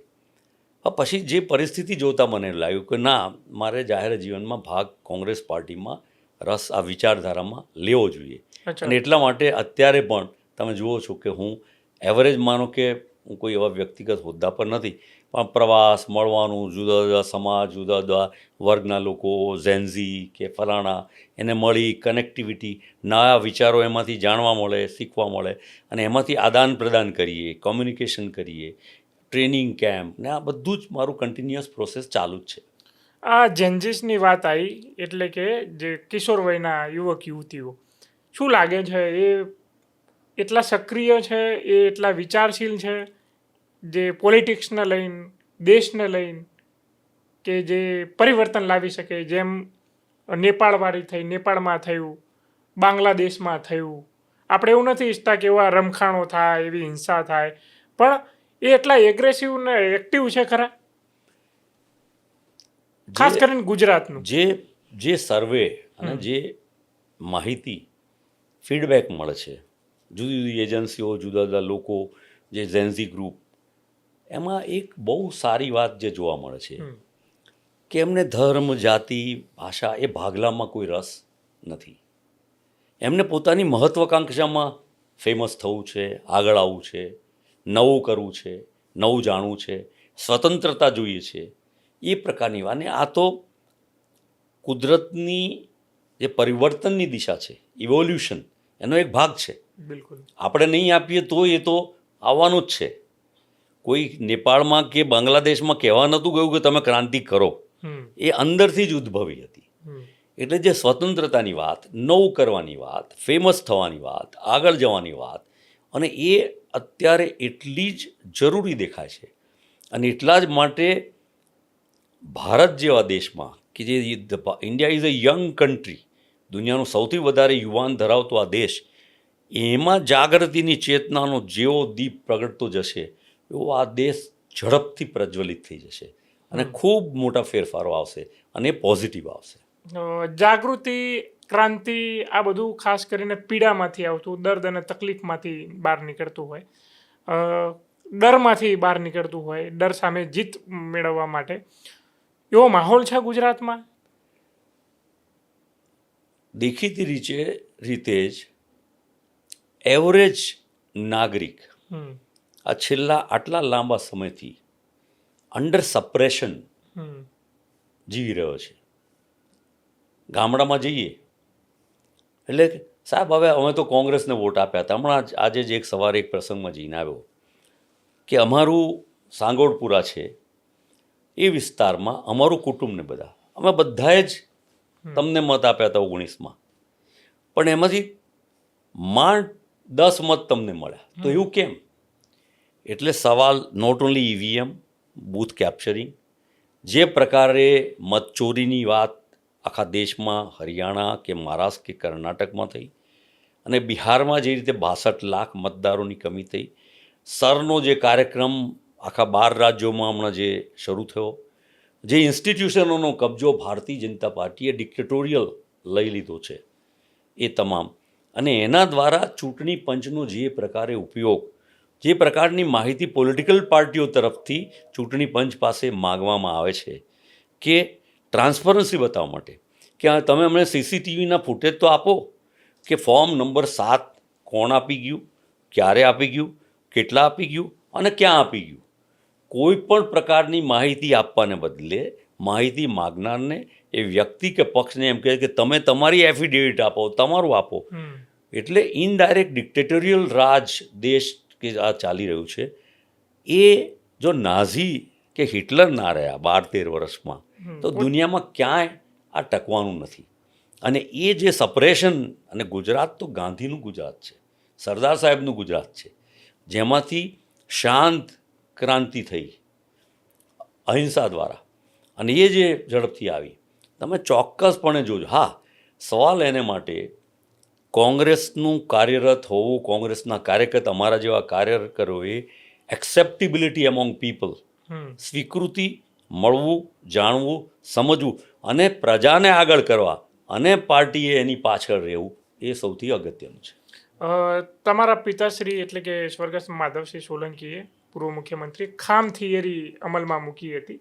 ક્ષત્રિય, હરિજન, આદિવાસી, મુસ્લિમ આ બધા જે પછાત હતા એને એકીકરણ કરીને પછી પાછળથી અનામત આપી. ફરી પાછું આ ખામ થિયરી ગુજરાતમાં લાવવી જોઈએ કોંગ્રેસ દ્વારા અને અમલીકરણ હશે ખરી? પહેલું આખી કોન્સેપ્ટની ક્લેરિટી કહું. હમ ખામ નામ ચોક્કસ આવ્યું, હમ પણ મીડિયા દ્વારા એને હેમર કરવામાં આવ્યું. હમ ખામની વાતમાં ગરીબ વર્ગના લોકો એકત્રિત થવા જોઈએ એ વાત હતી. હમ તો ગરીબ કોણ હતા એ સંજોગોમાં એમને ભેગા કરીને એના ઉત્થાન માટેનો કાર્યક્રમ કરવા, એમને સંગઠિત કરવા એ વાત હતી. અને એ વાતની સમજમાં માધવસિંહ સોલંકી, ઝીણાભાઈ દરજી, સનતભાઈ મહેતા, નરસિંહભાઈ મકવાણાથી માંડીને અનેકવિધ લોકો, અને આઈડિયા આપ્યો તો ઇન્દિરાજીએ કે ગરીબો કોઈ એકઠા કરો. ઇન્દિરા ગાંધીએ સ્વર્ગસ્થ 1971માં ગરીબી હટાવવાનો નારો આપ્યો હતો. એ જ વાતની કન્ટિન્યુટી આ હતી. અને એ જ વખતે બે ભાગલા પડ્યા, એક રૂઢિવાદી કોંગ્રેસીઓ, સંસ્થા કોંગ્રેસ, અને ઇન્દિરાજીની કોંગ્રેસ. એ બે વચ્ચેની લડાઈમાં ઇન્દિરાજી જીત્યા. તે જ વાતને આગળ લઈ જઈને ઇન્દિરાજીની જે લાગણી હતી કે આ દેશના ગરીબ વર્ગના લોકોના ઉત્થાન માટે કરવું જોઈએ. તમારી જે વાત છે, રાહુલજીએ જાતિ જનગણનાની વાત કરી, એમણે અનેકવિધ બીજી સંવિધાનની વાત કરી.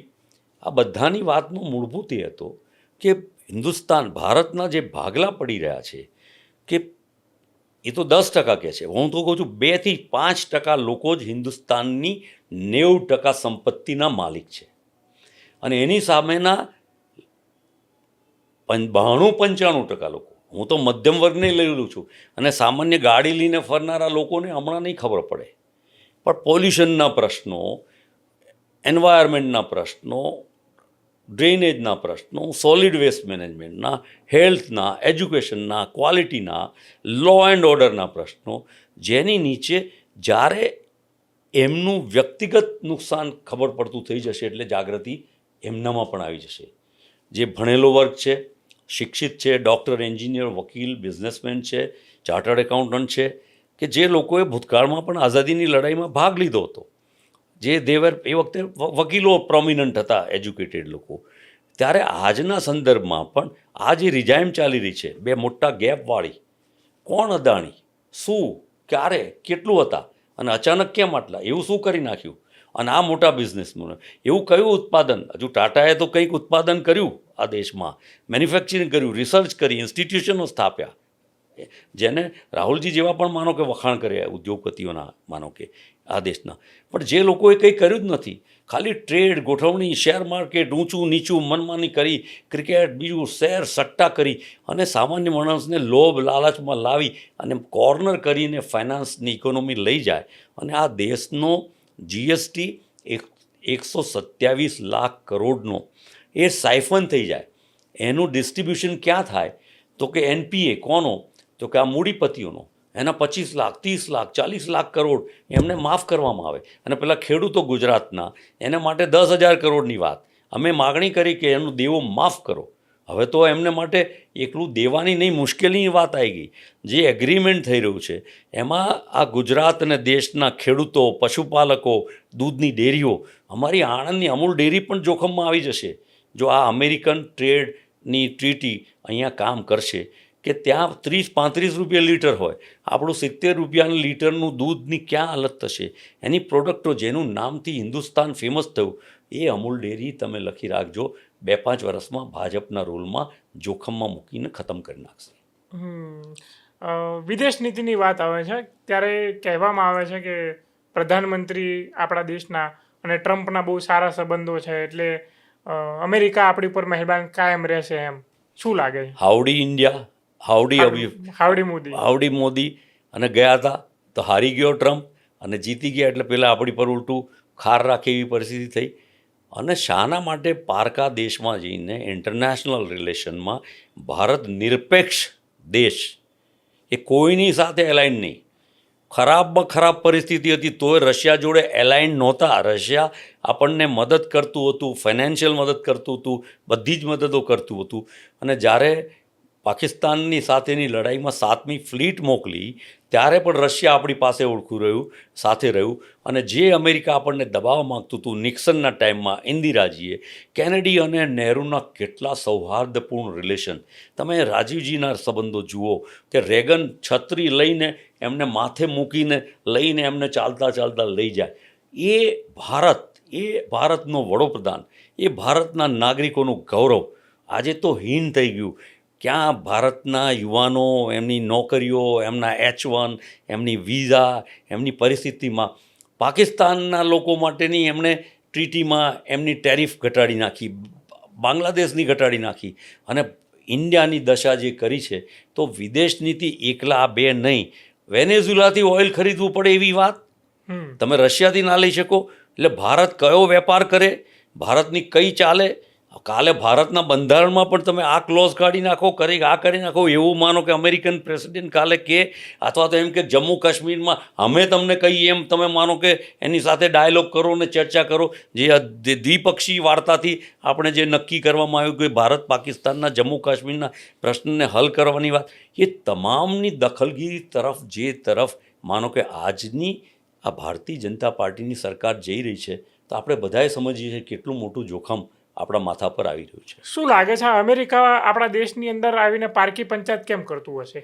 અમેરિકાની પોતાની આર્થિક સ્થિતિ ખૂબ અત્યંત ગંભીર બનતી જાય છે.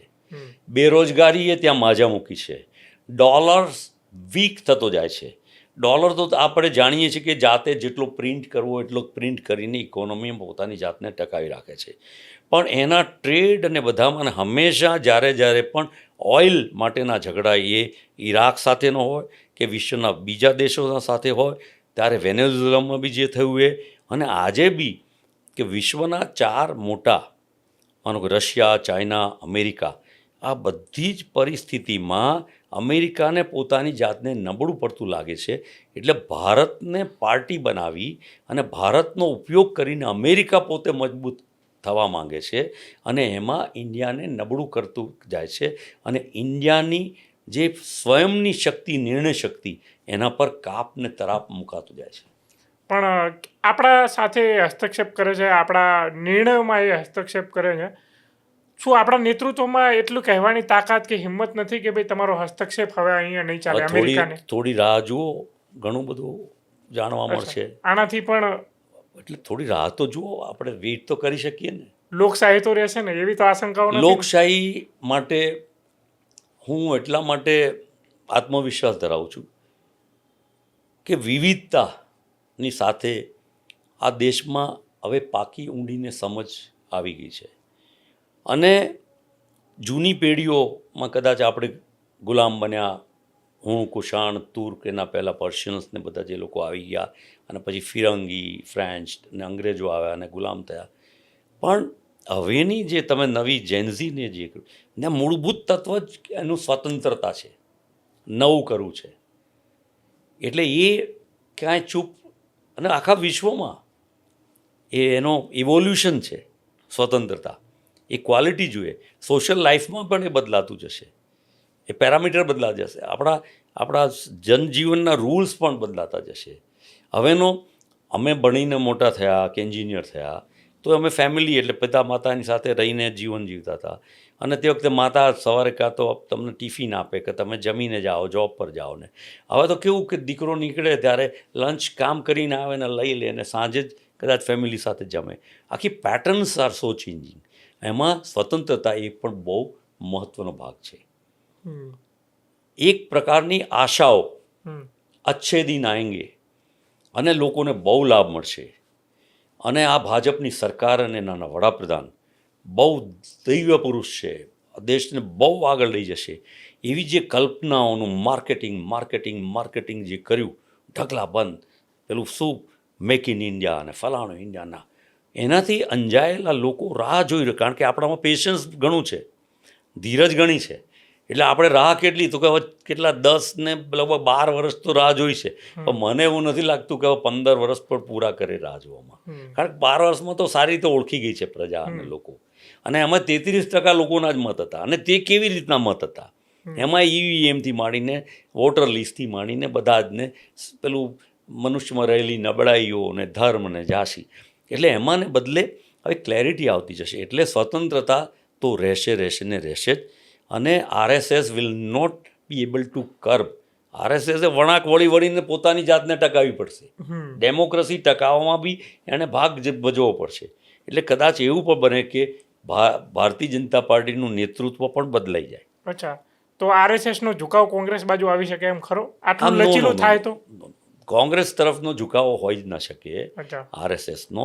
પણ એ તો એવું કહે છે કે અમારી જે અમે રાજનીતિ સાથે અમારે કંઈ લેવા દેવા નથી. એટલા માટે જે પહેલેથી જ જ્યારે અંગ્રેજો હતા ત્યારે ભાગ નહોતા લેતા. એમને તો લાભ સાથે મતલબ હતો, ભાગ સાથે નહીં. ભાગ એટલે ભાગમાં એટલે હા, જે મિલકતો અસ્ક્યામતો એમાં તો એમાં ભાગ લેતા હતા. લડાઈમાં ભાગ નહીં. અન્યાય સામે, શોષણ સામે, ગરીબી સામે, અસ્પૃશ્યતા સામે, કોઈને દબાવ અને એક્સપ્લોઇટેશન સામે એક લડવાનો નથી. ઉલટાનું એમને તો એ ગમે છે. મનુસ્મૃતિ જેમનો ધર્મ ગ્રંથ હોય, એમ જેમની ગીતા હોય, એ ક્યારેય ન્યાય સ્વતંત્રતા તરફ કામ કરી શકે નહીં. ગુજરાત કોંગ્રેસને વધુ મજબૂત કરવા માટે તમે સંગઠનના માણસ છો એટલે કહું છું કે કેવા નિર્ણયો લેવા પડે વર્તમાન સ્થિતિએ? બહુ સાદું સીધો જવાબ હું કહું કે હું જે ગાંધીજીને સમજતો થયો સારી રીતે, અને જે પ્રકારને એમણે આંદોલન જે 1885થી કોંગ્રેસ કરી રહી હતી, બાલ ગંગાધર તિલક, ગોપાલ કૃષ્ણ ગોખલે, લાલા લજપત રાયથી માંડીને, અને છતાં પણ આપણને આઝાદી મળવામાં મુશ્કેલી પડતી હતી. પણ જેવો પ્રવેશ મહાત્મા ગાંધીનો થયો અને એમણે ધીમે ધીમે સામાજિક પ્રશ્નોને ટચ કરી અને ધીમે ધીમે વાત ચાલુ કરી અને લોકોને જોડતા ગયા, અને જે પ્રકારે જોડતા ગયા અને મીઠું પકડ્યું કે ગરીબમાં ગરીબ પણ ખાય, અને ટાટા બિરલા, અદાણી, અંબાણી કે જે બી કે ધનવાન કે ખાય, એ વાત જે ઊભી કરી અને જોડવાની પ્રક્રિયા કરી, એ જોડવાની પ્રક્રિયા કોંગ્રેસે કરી. જોડશે એટલે જનશક્તિ પેદા થશે, અને એટલા માટે કોંગ્રેસ મજબૂત થશે નહીં, એ વિચારધારાને લીધે લોકશાહી અને ભારત મજબૂત થશે. એટલે આંદોલન થકી જોડવાનો પ્રયાસ કરવો. પહેલાં ભેગા કરવાના અને પછી આંદોલન. અચ્છા, પહેલાં જોડવા માટે લોકો પાસે જવું પડશે. તમે કેમ કરો છો આંદોલન, કયો પર્પસ છે, એને જોડીને. કારણ કે આંદોલન કરવા માટે બી તમારે જનશક્તિ તો જોઈશે ને, લોકો તો જોઈશે ને, લોકોની સાથે કનેક્ટ તો થવું પડશે ને. તમે જેટલા મળશો, વાતચીત, ચર્ચા, ડાયલોગ થશે, સલાહ સૂચન પણ લોકોમાંથી પણ આવશે ને. એટલે કનેક્ટિવિટી લોકોની સાથેની જેટલી વધતી જશે. રાહુલ ગાંધીની ભારત જોડો યાત્રા એ બહુ જ મહાત્મા ગાંધીની દિશાની પ્રેરણા, ગુજરાતની પ્રેરણાવાળી છે. અને એટલે હંમેશા રાહુલ ગાંધી કહે છે ગુજરાતે જ પ્રેરણા આપી છે આઝાદીની લડાઈની, અને ભારત જોડો યાત્રા પણ એ મહાત્મા ગાંધીની પ્રેરણાની જ લડાઈ છે. અને એટલે જ કન્યાકુમારીથી કાશ્મીર જે એમણે કર્યું, એમાં લોકો જોડાતા ગયા, અનેક લોકો મળ્યા, સમાજના સૌ વર્ગના લોકો, વિદ્વાન લોકો, બુદ્ધિજીવી લોકો, ગીતકાર, સંગીતકાર, લેખક, કલાકાર, ખેડૂત, યુવાન, મહિલા, બીજા ત્રીજા બધા જ મળ્યા, અને એટલું બધું ફીડબેક, એટલું બધું નોલેજ એમને આપ્યું, પ્રેમ આપ્યો, આશીર્વાદ આપ્યા. એનાથી એમનામાં જે, અને પોતાના ચિંતન મનનથી જે શક્તિનું એમનામાં એ થયું, એ દ્વારા, એ જ મેસેજ દ્વારા કોંગ્રેસે ફરીથી અહીંયા ઊભા થવાનું છે. જન આક્રોશ યાત્રા જે અત્યારે નીકળી રહી છે, એ જોડવાનો જ એક ભાગ છે. એ પણ આ એક પ્રકારની ભૂમિકા જ છે કે લોકોના પ્રશ્નને વાચા આપવી અને લોકોની સાથે કનેક્ટિવિટી કરવી. પણ કનેક્ટિવિટીની અંદર અમુક જ નેતાઓ ખાસ કરીને વધારે પડતા જાય છે.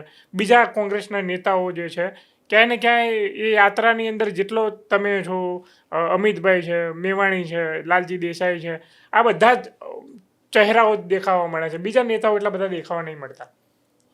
આમાં કદાચ જોડાયા નહીં જોડે, પણ એમની ભાવનાઓ, એમની ઈચ્છાઓ સાથે હોય, અને સ્વાભાવિક રીતે એક પોલિટિકલ પ્રોસેસમાં યાત્રા નીકળી હોય તો એ યાત્રાને જે લીડ કરતા હોય, જે પાર્ટ જતો હોય, જુદા જુદા પાર્ટમાં જુદા જુદા આગેવાનો ભાગ લે છે. નોર્થ હોય ત્યારે ભાગ લે, કોઈ સૌરાષ્ટ્રમાં ભાગ લે, કોઈ દક્ષિણ ગુજરાતમાં ભાગ લે.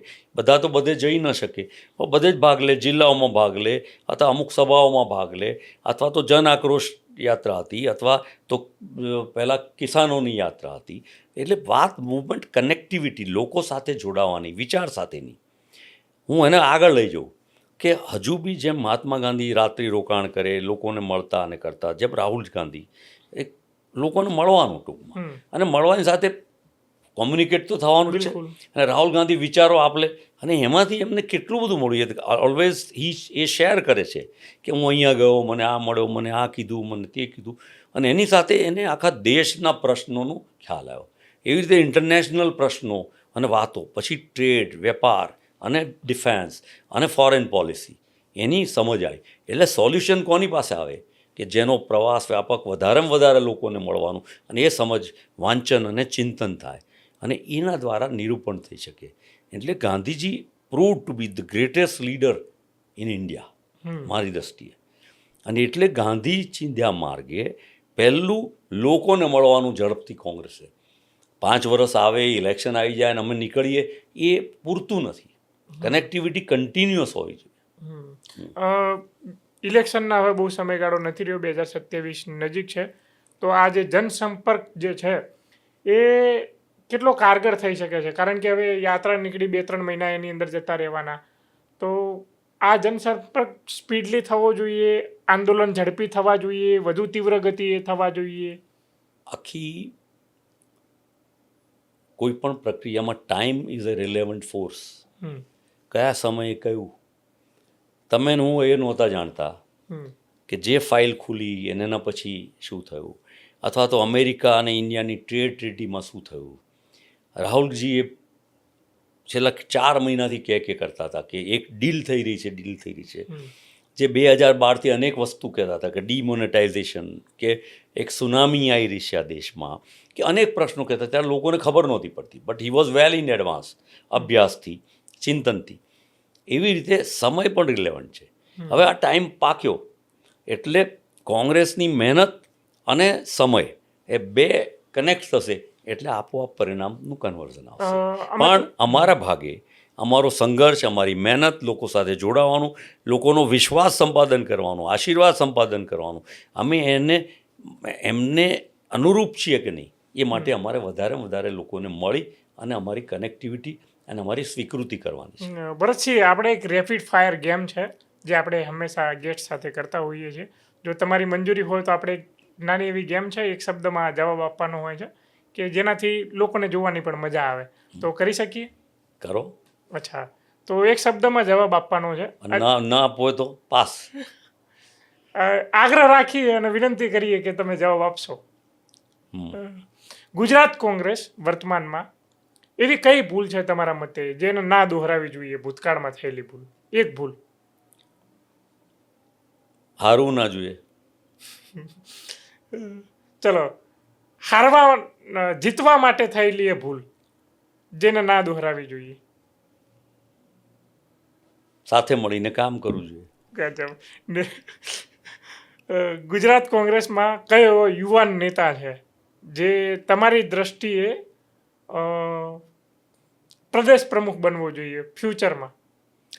એ તો સમય જ કહી શકાય, કારણ કે અત્યારે તો કારણ કે આ સંગઠનનો ભાગ છે. Leader, there is a difference. પ્રમુખ હોવું અને નેતા. ગાંધીજી એકવાર ચોક્કસપણે ભારતીય રાષ્ટ્રીય કોંગ્રેસના પ્રમુખ થયા, બાકી ક્યારેય થયા નહોતા અને પછી થવાની ઈચ્છા પણ નહોતા ધરાવતા. પણ પ્રમુખ હોય એટલે નેતા જરૂરી નથી, પણ નેતા પ્રમુખ બની શકે. એટલે તમે પ્રમુખ તો એક જવાબદારીનું વહન કરવાની વ્યવસ્થા છે. કેટલાકથી એ લેવલ ઊંચું લઈ જાય માન સન્માનનું, કેટલાક એને ટકાઈ રાખે, બાકીની વાત જુદી છે. મેં એટલા માટે આ સવાલ કર્યો કે તમે સંગઠનના માણસ છો, તો તમારી દ્રષ્ટિએ તમારું જેવું વ્યક્તિત્વ એ કોપી ટુ કોપી તો હોઈ ના શકે, પણ થોડું જે સંગઠનમાં મજબૂત હોય વર્તમાનમાં ગુજરાત કોંગ્રેસમાં, એવો કોઈ એક વ્યક્તિ? હવે આમ તો ઘણા બધા યુવાનો તૈયાર થઈ રહ્યા છે. એટલે એક નામ રહું તો બીજાનું રહી જાય, અને બીજાનું નામ તો ત્રીજાનું રહી જાય, અને ત્રીજાનું રહું તો ચોથાનું રહી જાય. There are number of young people. હું મારી જાતને એટલો મોટો સૌભાગ્યશાળી ગણું છું કે જ્યારે 2006માં સોનિયાજીએ મને પહેલી વાર પ્રમુખ બનાવ્યો, ત્યારે મને એમ થયું કે મને શું સરદાર વલ્લભભાઈ પટેલ જે ગુજરાતના પ્રદેશ કોંગ્રેસના પ્રમુખ હતા, જેના પેંગડામાં પણ મારું માથું ના આવી શકે વાહ. એટલી મહાન વિભૂતિ, એ જગ્યાએ બેસવાનો મને મોકો મળ્યો કે એની મારી એટલે હું ટચલી આંગળી બરાબર સરદાર સાહેબની નથી. હમ. એવું અત્યારે પોલિટિકલ એંગલથી જે તમે સવાલ પૂછ્યો એ ગજબ હશે, પણ તમારી પરિકલ્પના એ હોવી જોઈએ કે કોણ સરદાર સાહેબ, અને ત્યાં હું તો મારે એની ખાલી વિચારધારાથી બી કંઈ કરવું હોય તો કેટલી મહેનત, સંગઠન, વિચાર, સમજ, એમની ગંભીરતા, એમનું બલિદાન એ કરવું પડે. હમ. એટલે કહેવાનો મતલબ કે એ પ્રકારની વિચારધારા એ વખતે તો હતી જ. આઝાદીની લડાઈ, સ્વતંત્રતા, ફનાફાતિયા થઈ જવાનું, બલિદાન, ત્યાગની ભાવના યુવાનોમાં હતી, બધા લઈને બલિદાન લઈને ચાલતા. હવેની આખી જનરેશન માટે નવા પ્રશ્નો થયા, એ પોસ્ટ ફ્રીડમ હતી. હવે આફ્ટર ફ્રીડમની વાત છે તો, અને એ બી 21મી સદીની વાત છે, એટલે એનો પ્રમુખ, એની પરિકલ્પના, કેવું ગુજરાત, કે જો કેવો ગુજરાતનો યુવાન, એને માટે શું કરી શકાય, અને ડેમોક્રેટિક વેલ્યુઝ શું, એ બધું વિચાર ચિંતનની સાથે જોડાયેલું. અને ટાઈમ પીરિયડ કેવો છે, હવે એ તો 25 વર્ષ રહ્યા, હમ. અને હવેનો ટાઈમ તો કેટલું કે 2 વર્ષ કે 3 વર્ષનો ટેન્યુઅર છે, અને એમાંય રહે કે ના રહે હમ. એ બી બદલાઈ શકે. કે માનો કે આપણે જે બધા અનુભવો જોયા, એટલે એના સંદર્ભમાં જે સંગઠનનો ભાગ અને સિસ્ટમનો ભાગ છે એ બહુ મહત્ત્વનો ભાગ ભજવી જાય છે.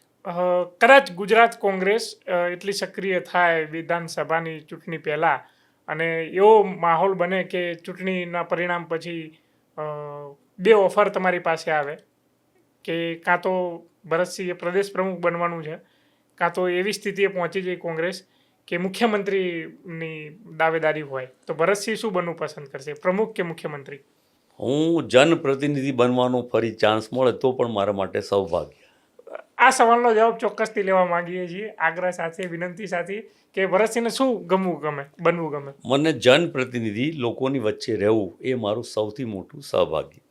તો પછી સંગઠન દ્વારા બની શકો જનપ્રતિનિધિ? સંગઠન નિમણૂક છે અચ્છા, તો હાઈકમાન્ડ દ્વારા, અને આમ તો ચૂંટણી દ્વારા આવે. સંગઠનની ચૂંટણી બાય ઇલેક્શન કમિશન એ ગાઈડલાઇન છે, એઝ એ પેરામીટર મેન્ડેટરી છે, પણ પોલિટિકલ પાર્ટીમાં સ્વાભાવિક રીતે એની પ્રક્રિયા થઈને થાય છે. પણ કહેવાનો મતલબ, લુકિંગ પર ધ ટાઈમ, પ્રતિનિધિ હોઈએ અથવા તો મુખ્ય પ્રવાહમાં તરતા રહીએ અને એમાં ભાગીદાર બની શકીએ, વિચારની આપ-લે કરી શકીએ, એ પણ ખૂબ આનંદ ને ગૌરવની બાબત છે. તમે જવાબ એવો આપો છો કે ફિટ થતા નથી મારા સવાલો મુજબ. હું બહુ ફિટ થવું એવો માણસ જ નથી. એટલે મને એવું લોકોએ એવું કીધું કે ભરતસિંહ નેરેટિવ સેટ જબરજસ્ત કરે છે. હવે વ્યક્તિગત કોઈના વિશે કે કોઈ વ્યક્તિ કેવો એમ, એના વિશે શું કેવું? પ્રદેશ પ્રમુખ તમારી જ પાર્ટીના ગુજરાતના અમિતભાઈ ચાવડા, યુવાન તો છે જ ઉંમરથી, પણ એમની ક્વોલિટી? સરળ. જિજ્ઞેશ મેવાણી? આક્રમક વિચારધારા. જિજ્ઞેશ મેવાણીમાં લાવવા જેવો કોઈ એક સુધાર? એ તો એ જ જાણી શકે. મને બહુ તમારા આટલું વર્ષનું જાહેર જીવન છે. હું અમને અંગત મળું તો ઘણું કહી શકું, બાકી જાહેરમાં ના કહી શકું. અચ્છા. અર્જુનભાઈ મોઢવાડિયા, તમારા જૂના સાથી?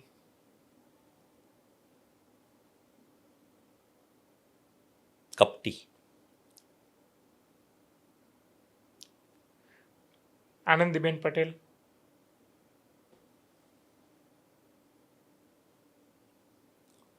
હિંમતવાન. તમારી જ પાર્ટીના નેતા લાલજી દેસાઈ? ક્વોલિટી? સામાજિક વિચારધારા. માધવસિંહ સોલંકીને એક શબ્દની અંદર?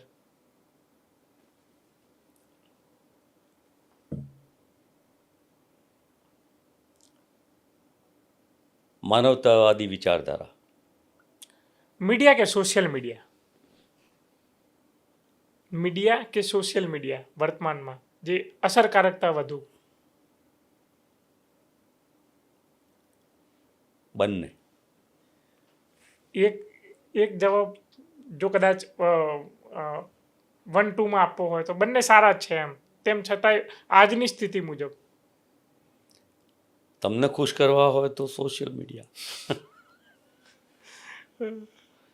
સારી વ્યુઅરશિપ માટે સેન્સેશનલ સમાચાર. તમે ખરેખર ફિટ નહીં થાય એવા. કદબ હમ? ગુજરાતના વર્તમાનના નાયબ મુખ્યમંત્રી અને ગૃહપ્રધાન હર્ષભાઈ સંઘવી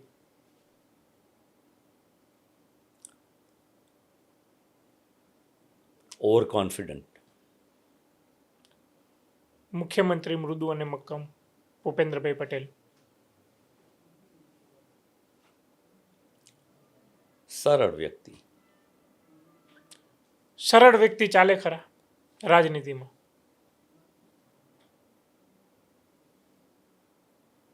ચાલી શકે.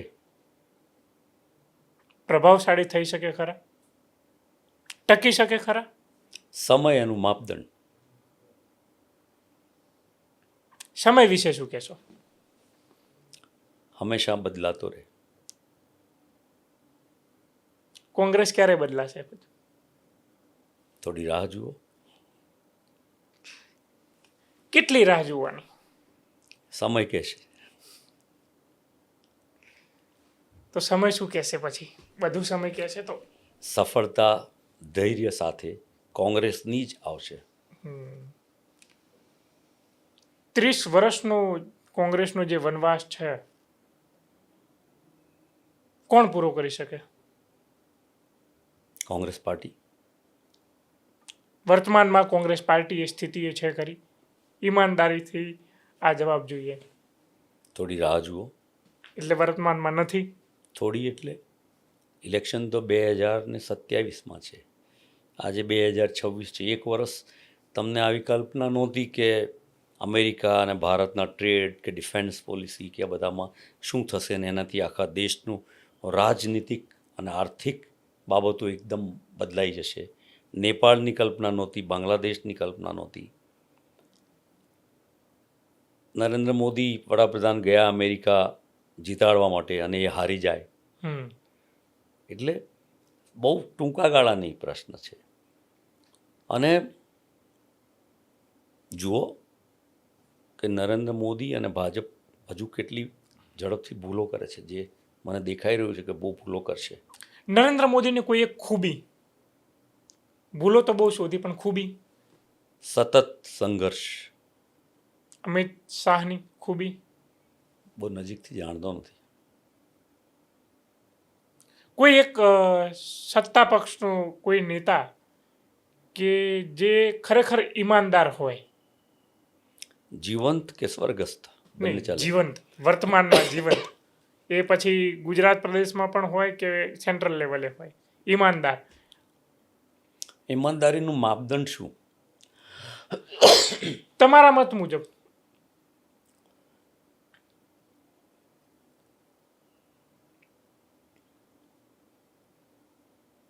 બહુ વ્યક્તિગત એમની ઈમાનદારીઓના ફેક્ટમાં હું તો એમની કાર્યશૈલી પર વધારે ફોકસ કરું છું. કોઈ એક નેતાની બાકી ભારતીય જનતા પાર્ટી ભ્રષ્ટ છે એમાં તો કહેવાની કંઈ જરૂર નથી.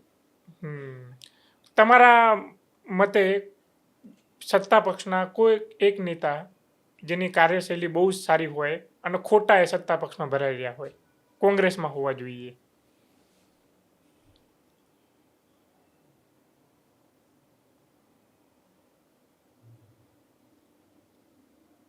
વિચાર માગી લે એમ છે. કયા કોંગ્રેસી એવા નેતા જે ભાજપમાં ગયા હોય અને તમારે એને ફરી પાછા કોંગ્રેસમાં લાવવા હોય તો પેલું નામ કોઈ એવું આવતું હોય મગજમાં કે આ વ્યક્તિ ફરી કોંગ્રેસમાં હોવો જોઈએ?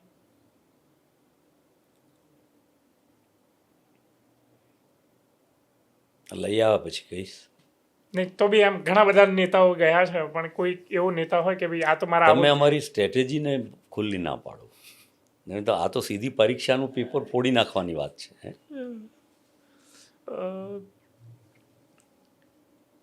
તમારી જ પ્રતિસ્પર્ધી પાર્ટી આમ આદમી પાર્ટી, એની અંદર કોઈ એવો નેતા, એક યુવાન જે તમને વધારે સંગઠનાત્મક રીતે વધુ પસંદ હોય અથવા નેતૃત્વની દ્રષ્ટિએ વધુ પસંદ હોય, કેજરીવાલ સિવાય?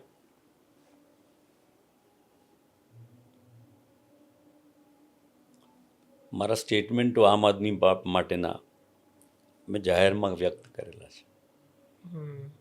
ગુજરાતમાં કોઈ એવો યુવાન આમ આદમી પાર્ટીમાં કે તમને એવું લાગવું જોઈએ કે ભાઈ આ અહીંયા ના હોવો જોઈએ, અહીંયા કોંગ્રેસમાં હોવો જોઈએ? વ્યક્તિઓના આવવા જવાથી જ આખી પાર્ટીઓ ચાલે એવું નથી માનતો.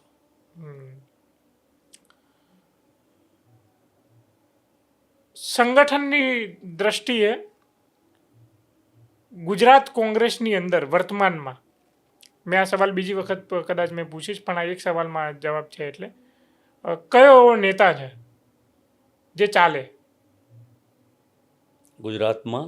ગુજરાત કોંગ્રેસની અંદર સંગઠનમાં વર્તમાનમાં કયો એવો નેતા છે જે ચાલે? બધા બહુ જ છે, ઢગલાબંધ, અને નવા ઉભરતા પણ છે. અચ્છા, તો કયા એવા ઉભરતા નેતાને અવસર મળવો જોઈએ? ઘણા બધાને મળવો જોઈએ. 4-5 નામ લગ. એટલે કોંગ્રેસની અંદર અવસરની જે સમાન અવસરનો અવકાશ હોવો જોઈએ એવું છે કે કેમ? છે જ. કેટલા બધાને અમિતભાઈ ચાવડાને તક આપી છે, પરેશભાઈ ધાનાણીને આપી છે, એક જમાનામાં આ ભાજપમાં ચાલા ગયેલા હાર્દિક પટેલને આપેલી છે, અલ્પેશ ઠાકોરને આપેલી છે, નવા આવેલા જિજ્ઞેશભાઈ મેવાણીને પણ આપેલી છે, બધાને આપેલી છે, અને હજુ પણ તક છે જ. ખૂબ લાંબુ ઉજ્જવળ ભવિષ્ય છે એ બધાનું, કોઈ ભાજપવાળા સિવાય. હા, અચ્છા, કોઈ એવું છે ખરું જે તકનો મિસયુઝ કરતું હોય? એવું કોંગ્રેસમાં ના થઈ શકે. અચ્છા, ઓકે. ક્રાંતિ માર્ગના માધ્યમથી કોઈ એવો સંદેશ આપવો હોય ગુજરાત કોંગ્રેસના ખાસ કરીને કાર્યકર્તાઓને સંગઠનાત્મક રીતે, નેતૃત્વની રીતે, તો તમે ક્રાંતિ માર્ગના માધ્યમથી આપી શકો છો. સૌ પહેલાં તો ક્રાંતિ માર્ગમાં અહીંયા મળવાનું થયું આપને, વિમિતભાઈ. ગુજરાત કોંગ્રેસના કાર્યકરો ખૂબ પ્રેમાળ છે, લાગણીવાળા છે, સમજદાર છે, બહુ ધીરજવાળા છે. 30 વર્ષથી ખૂબ સંઘર્ષ કર્યા પછી પણ વિચારધારાને વળગી રહ્યા છે, નિરાશા મળ્યા પછી પણ. મારી એક જ વિનંતી કે છેલ્લો જે કાર્યક્રમ મેં આપ્યો પરિવાર સંગમ, એમ તમે તમારા બ્લોક, તમારા તાલુકા, તમારા જિલ્લામાં અને બધે જ એક સંગમ, એટલે બધા જ કોંગ્રેસ પક્ષની વિચારધારાવાળા મારા સાથીઓ, મારો પક્ષ જ એ મારો પરિવાર, એ વિચારને લઈ અને નજીક આવવા માંડશો તો જે મુશ્કેલ અને નબળો સમય લાગે છે એ સંઘર્ષ ઝડપથી પૂરો થશે. અને જિલ્લા તાલુકા પંચાયતની ચૂંટણી જ નહીં પણ આવનારી 2027ની ચૂંટણીમાં પણ એ ચોક્કસ પરિણામ રાહુલજીના નેતૃત્વમાં આપણે લાવી શકીશું. આભાર ભરતસિંહભાઈ, તમે ખૂબ આટલા વ્યસ્તતા વચ્ચે પણ અમને જાણવા મળ્યું કે શિડ્યુલ બહુ ટાઈટ હતું, તો અમારી વિનંતી ઉપર તમને અમને ઇન્ટરવ્યૂ આપવી, આપનો ખૂબ ખૂબ આભાર. મને ખૂબ આનંદ થયો મળીને. આમ તો સીધું જ પહેલી વાર આપને મળવાનું થયું છે, પહેલાં ક્યારેય મળ્યા નહોતા. બિલકુલ. પણ તમારા સવાલો ખૂબ વેધક, આડાઅવળા, રાજકારણમાં મતદારો પણ આવા તો નહીં પૂછતા, એના કરતાં અઘરા રહ્યા. યથાશક્તિ જે કંઈ મારાથી કહેવાયું એ આપના માધ્યમ દ્વારા મેં રજૂ કર્યું. Thank you. આ હતા આપણી સાથે ગુજરાત કોંગ્રેસના કદ્દાવર નેતા ભરતસિંહ સોલંકી. મને જ્યારે જાણવા મળ્યું કે મારે ભરતસિંહ સોલંકીને જ બોલાવવાના છે, તો મને ખુશી એ બાબતની હતી કે ભરતસિંહ સોલંકી આવે છે, મેં પહેલાં જ કીધું, પણ વધુ ખુશી એ બાબતની કે માધવસિંહ સોલંકીના પુત્ર એ ક્રાંતિ માર્ગના આંગણે આવે છે. કારણ કે મેં માધવસિંહ સોલંકીને જ્યારે સરકારી નોકરીની તૈયારી કરતો હતો ત્યારે મેં એમને ખૂબ વાંચ્યા છે. એમની સામાજિક ન્યાયની જે લડાઈ હતી એમને મેં નજીકથી જોઈ નથી, પણ મેં મારા જીવનની અંદર અનુભવી છે. તમે જોતા રહેજો ક્રાંતિ માર્ગ. ઇન્કલાબ જિંદાબાદ.